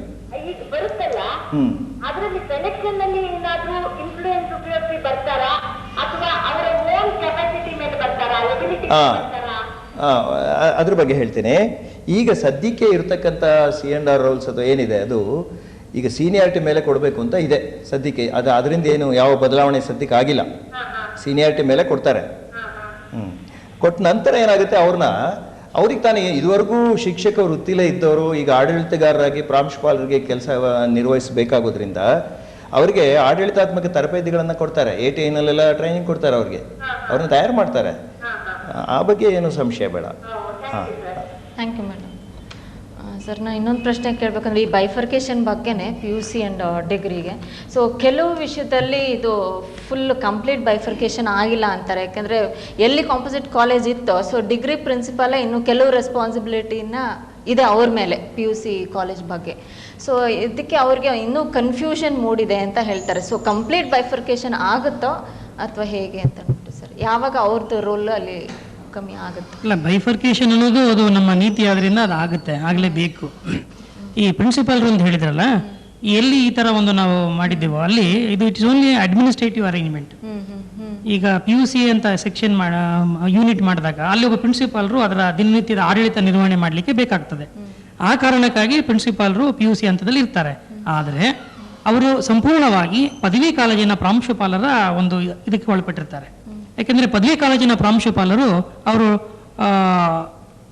ಡ್ರಾಯಿಂಗ್ ಆಫೀಸರ್ ಆಗಿರೋದ್ರಿಂದ ಮತ್ತು ಅವರು ಫಾರ್ ಆಲ್ ಪ್ರಾಕ್ಟಿಕಲ್ ಪರ್ಪಸಸ್ ಈ continues to be the head of the institution. So ಹೀಗಾಗಿ ಯಾವುದೇ ಒಂದು ಪ್ರಸ್ತಾವನೆ ಕಳಿಸಬೇಕಾದ್ರೂ ಅಥವಾ ಯಾವುದೇ ರೀತಿಯಾದಂತಹ ಒಂದು ಅಧಿಕೃತವಾದಂತಹ ವ್ಯವಹಾರ ಮಾಡಬೇಕಾದ್ರೂ ಕೂಡ ಅದೆಲ್ಲವೂ ಪದವಿ ಕಾಲೇಜಿನ ಪ್ರಾಂಶುಪಾಲರ ಮೂಲಕವೇ ಆಗಬೇಕು. ಅಲ್ಲಿಯ ಕಾಲೇಜು ಈಗ PUC ಕಾಲೇಜು ಅಂತ ಮಾಡಿದಾಗ ಸಹಜವಾಗಿ ಅಲ್ಲಿಯ ಒಂದು ಆಡಳಿತ ದಿನನಿತ್ಯದ ಆಡಳಿತ ನಿರ್ವಹಿಸ್ಲಿಕ್ಕೆ ಒಬ್ಬರು ಮುಖ್ಯ ಬೇಕಾಗ್ತಾರೆ. ಆ ಕಾರಣಕ್ಕಾಗಿ ನಾವು ಅಲ್ಲಿರ್ತಕ್ಕಂಥವ್ರನ್ನ ಸೀನಿಯಾರಿಟಿ ಬೇಸಿಸ್ ಮೇಲೆನೆ ಪ್ರಿನ್ಸಿಪಾಲರಾಗಿ ಮಾಡ್ಬಿಟ್ಟಿರ್ತೇವೆ. ಸೊ ಬಟ್ ಇದು ಕಂಪ್ಲೀಟ್ ಡಿವಿಷನ್ ಆ ಥರ ಏನಾಗಲ್ವಾ? ಯಾಕೆಂದ್ರೆ degree principal, so he will not lose all the responsibilities. ಇಲ್ಲ, ಅವ್ರಿಗೆ ಯಾವುದೇ ಜವಾಬ್ದಾರಿಗಳು ಕಡಿಮೆ ಆಗೋದಿಲ್ಲ. ಏನಪ್ಪಾ ಅಂದ್ರೆ ಬೈಫರ್ಕೇಟ್ ಮಾಡಿರೋದ್ರಿಂದ ಆ ಒಂದು ಯೂನಿಟ್ PUC ಏನು ಯೂನಿಟ್ ಇದೆ ಅದನ್ನ ನಿರ್ವಹಿಸಲಿಕ್ಕೆ ಅಲ್ಲಿಯ ಈಗ ತರಗತಿಗಳು ಸರಿ ನಡೀತಾ ಇದೆಯಾ ಇಲ್ಲವೇ ಅನ್ನತಕ್ಕಂಥದ್ದು, ಅಲ್ಲಿ ಇರ್ತಕ್ಕಂಥ ಒಂದು ಆಡಳಿತಾತ್ಮಕ ವಿಚಾರಗಳು. ಯಾಕಂದ್ರೆ ಡಿಗ್ರಿ ಕಾಲೇಜಿನವರು ಡಿಗ್ರಿ ಕಾಲೇಜಿನಲ್ಲಿ ಎಲ್ಲ ಮಾಡೋದ್ರಿಂದ ಆ PUC ಹಂತದಲ್ಲಿ ಅಲ್ಲಿ ತರಗತಿಗಳು ಮತ್ತೆ ಆಡಳಿತ ಸರಿಯಾದ ರೀತಿಯಲ್ಲಿ ನಿರ್ವಹಣೆ ಆಗಬೇಕು ಅನ್ನೋ ಉದ್ದೇಶಕ್ಕಾಗಿ ಅದು ಮಾಡಿರ್ತಕ್ಕಂಥದ್ದು. ಓಕೆ ಸರ್, ಇನ್ನೊಂದು ಈಗ UGC ಅವರು ಯಾವ್ಯಾವ ಕಾಲೇಜ್ಗೆ ಅಟಾನಮಿ ಬೇಕು ಅಂತ ಅಂದ್ಬಿಟ್ಟು ಅವರು ಕೇಳ್ಕೊಂಡಿದ್ರೆ ಸೊ ಅದನ್ನು ಪರಿಗಣಿಸ್ತಾ ಇದ್ದಾರೆ. ಸೊ ಇದರಲ್ಲಿ ಫೈನಾನ್ಷಿಯಲ್ ಅಟಾನಮಿನೂ ಇನ್ಕ್ಲೂಡ್ ಆಗಿದೆ ಅಥವಾ ಬರೀ ಅಕಾಡೆಮಿಕ್ ಅಟಾನಮಿನೂ? ಯಾಕಂದ್ರೆ ಕೆಲವು ಕಾಲೇಜಸ್ಸಲ್ಲಿ ಇದು ತುಂಬಾ ಪ್ರಾಬ್ಲಮ್ಸ್ ಕ್ರಿಯೇಟ್ ಮಾಡ್ತಾ ಇದೆ. ಅದು ನಿಜ. ಆದರೆ ಇಲ್ಲಿ ಇದು is only an academic autonomy. Basically ಫೈನಾನ್ಸ್ಗೂ ಅದಕ್ಕೂ ಸಂಬಂಧ ಇಲ್ಲ. ಈಗೇನು ವ್ಯವಸ್ಥೆ ಇದೆಯೋ ಅದು ಫೈನಾನ್ಸಿಗೆ ಸಂಬಂಧಪಟ್ಟಾಗೆ ಅದು ಮುಂದುವರಿಸ್ಕೊಂಡು ಹೋಗ್ತೀವಿ. Autonomy only academic autonomy. ಇವರೇ ಒಂದು ಸಿಲೆಬಸ್ ಮಾಡ್ಬೋದು, ಇವರೇ ಎಕ್ಸಾಮಿನೇಷನ್ ಮಾಡ್ಬೋದು, ಇವರೇ ಕೋರ್ಸ್ ಸ್ಟ್ರಕ್ಚರ್ ಮಾಡ್ಕೋಬೋದು, ಎಲ್ಲ ಆ ಸ್ವಾತಂತ್ರ್ಯ ಅವ್ರಿಗಿರ್ತದೆ. But not financial. Not at all. ಅದ್ರ ಬಗ್ಗೆ ಕ್ಲಿಯರ್ ಆಗಿದೆ, ಅದ್ರ ಬಗ್ಗೆ ಏನು ತೊಂದರೆ ಇಲ್ಲ. ಸರ್, ಇನ್ನೊಂದು ತುಂಬ ಗೊಂದಲಕ್ಕೀಡಾಗಿರುವಂಥ ಪ್ರಶ್ನೆ ಅಂತಂದರೆ, ಯಾಕೆಂದರೆ ತುಂಬ ಲೆಕ್ಚರರ್ಸು ಪ್ರೊಟೆಸ್ಟ್ ಮಾಡ್ತಾ ಇರೋದಂತಂದರೆ ದಿನಕ್ಕೆ 2 ಸಲ ಸೈನ್ ಮಾಡಬೇಕಾಗಿರೋದು. ಸೊ ಇದು ತುಂಬ ಜನ ಟೀಚರ್ಸು ಪ್ರೊಟೆಸ್ಟ್ ಮಾಡ್ತಾ ಇದ್ದಾರೆ, ನಾವು 2ನೇ ಸಲ ಮಧ್ಯಾಹ್ನ ಮಾಡಲ್ಲ ಸಿಗ್ನೇಚರು ಅಂತ ಅಂದ್ಬಿಟ್ಟು. ಸೊ ಇದಕ್ಕೆ ಏನು ಹೇಳ್ತೀರಾ ಸರ್? ಅಥವಾ ಯಾತಕ್ಕೆ ಅಷ್ಟೊಂದು ಅಪೋಸ್ ಮಾಡ್ತಾ ಇದ್ದಾರೆ? ಅಲ್ಲ, ನಾವು ಒಂದು ಸರ್ಕಾರ ಸೇವೆಯಲ್ಲಿ ಇದ್ದ ಮೇಲೆ ಅಥವಾ ಸರ್ಕಾರದಿಂದ ಅನುದಾನ ಪಡ್ತಕ್ಕಂಥ ಸಂಸ್ಥೆಗಳಲ್ಲಿ ಇದ್ದ ಮೇಲೆ ಸರ್ಕಾರದ ಆಡಳಿತಾತ್ಮಕ ಇವೇನಿದೆ ರೂಲ್ಸ್ ಏನಿದೆ ಅವನ್ನೆಲ್ಲ ನಾವು ಫಾಲೋ ಮಾಡಲೇಬೇಕಾಗ್ತದೆ. ಏನೋ ಒಂದು ಎಲ್ಲ ರೂಲ್ಸ್ಗಳ ಹಿಂದೆನೂ ಒಂದು ಉದ್ದೇಶ ಇರುತ್ತೆ, ಒಳ್ಳೆ ಉದ್ದೇಶಗಳಿರುತ್ತೆ. ಆ ಉದ್ದೇಶದಿಂದನೇ ಅದು ಹೇಳ್ತಾ ಇರೋದು. ಬಹುಶಃ ನನಗೆ ಅದನ್ನು ಫಾಲೋ ಮಾಡೋದ್ರಿಂದ ತಪ್ಪೇನು ಅಂತ ನನಗೆ ಗೊತ್ತಾಗಲಿಲ್ಲ. ಯಾಕೆಂದರೆ ನಾವು ಒಂದು ಸಾರಿ ಸೈನ್ ಮಾಡೋಕೆ ಒಪ್ಕೊಂಡ್ಮೇಲೆ ಇನ್ನೊಂದು ಸಾರಿ ಸೈನ್ ಮಾಡೋದ್ರಲ್ಲಿ ತಪ್ಪೇನಿದೆ?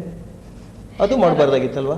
ಕಾರಣ ಏನಂತೂ ಗೊತ್ತಿಲ್ಲ ನನಗೆ ಸರಿಯಾಗಿ, ಯಾತಕ್ಕೆ ಮಾಡಬಾರ್ದು ಸರ್? ಅವ್ರು ಹೇಳೋದು ಯಾಕೆ ನಾವೇನು ಕಾಲೇಜಲ್ಲಿ ಇರಲ್ವಾ, ನಮ್ಗೇನು ಅಷ್ಟು ಕಾನ್ಷಿಯಸ್ ಇಲ್ವಾ ಸ್ಟೂಡೆಂಟ್ಸ್ ಬಗ್ಗೆ? ಅದು when we are drawing UGC scale ಅಂದಮೇಲೆ ನಾವು 7 hours ಇರಬೇಕು ಅಂತ ನಮಗೆ ಗೊತ್ತಿದೆ. ಒಪ್ಕೊಂಡೆ, ನಮ್ಮ ಜವಾಬ್ದಾರಿ ನಮಗಿದೆ, ಅದನ್ನ ನೀವು ತಿಳಿಸಿ ಹೇಳಬೇಕಾಗಿಲ್ಲ.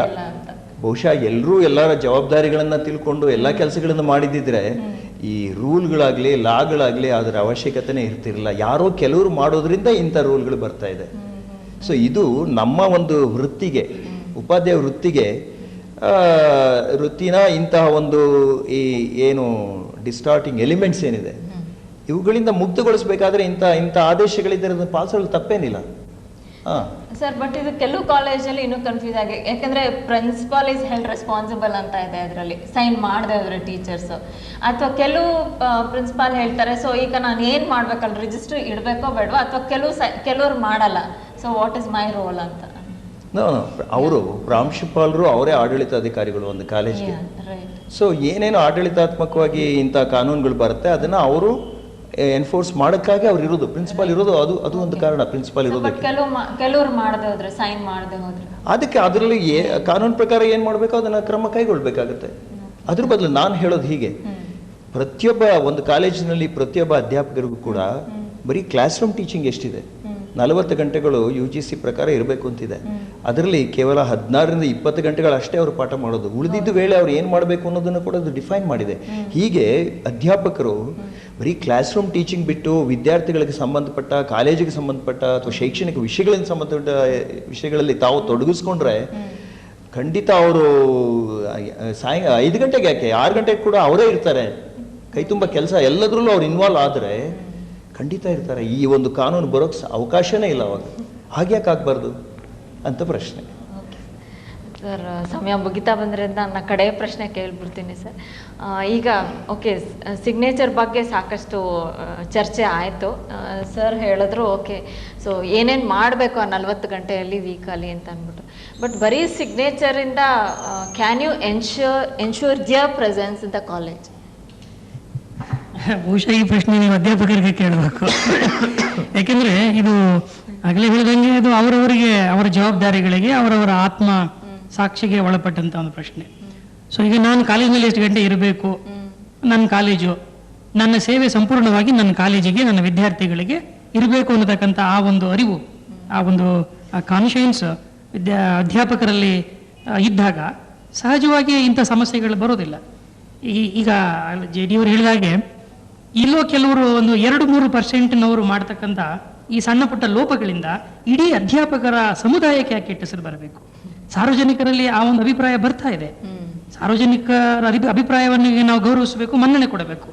ಸೊ ಆ 2-3% ಕೂಡ ನಾವು ತಡೆಗಟ್ಟಬೇಕಾದ್ರೆ ಅದಕ್ಕೆ ಇಂತಹ ಕೆಲವಾರು ಆಡಳಿತಾತ್ಮಕವಾದಂಥ ಕ್ರಮಗಳು ಅನಿವಾರ್ಯ ಅಂತ ಅನಿಸುತ್ತೆ ನಮಗೆ.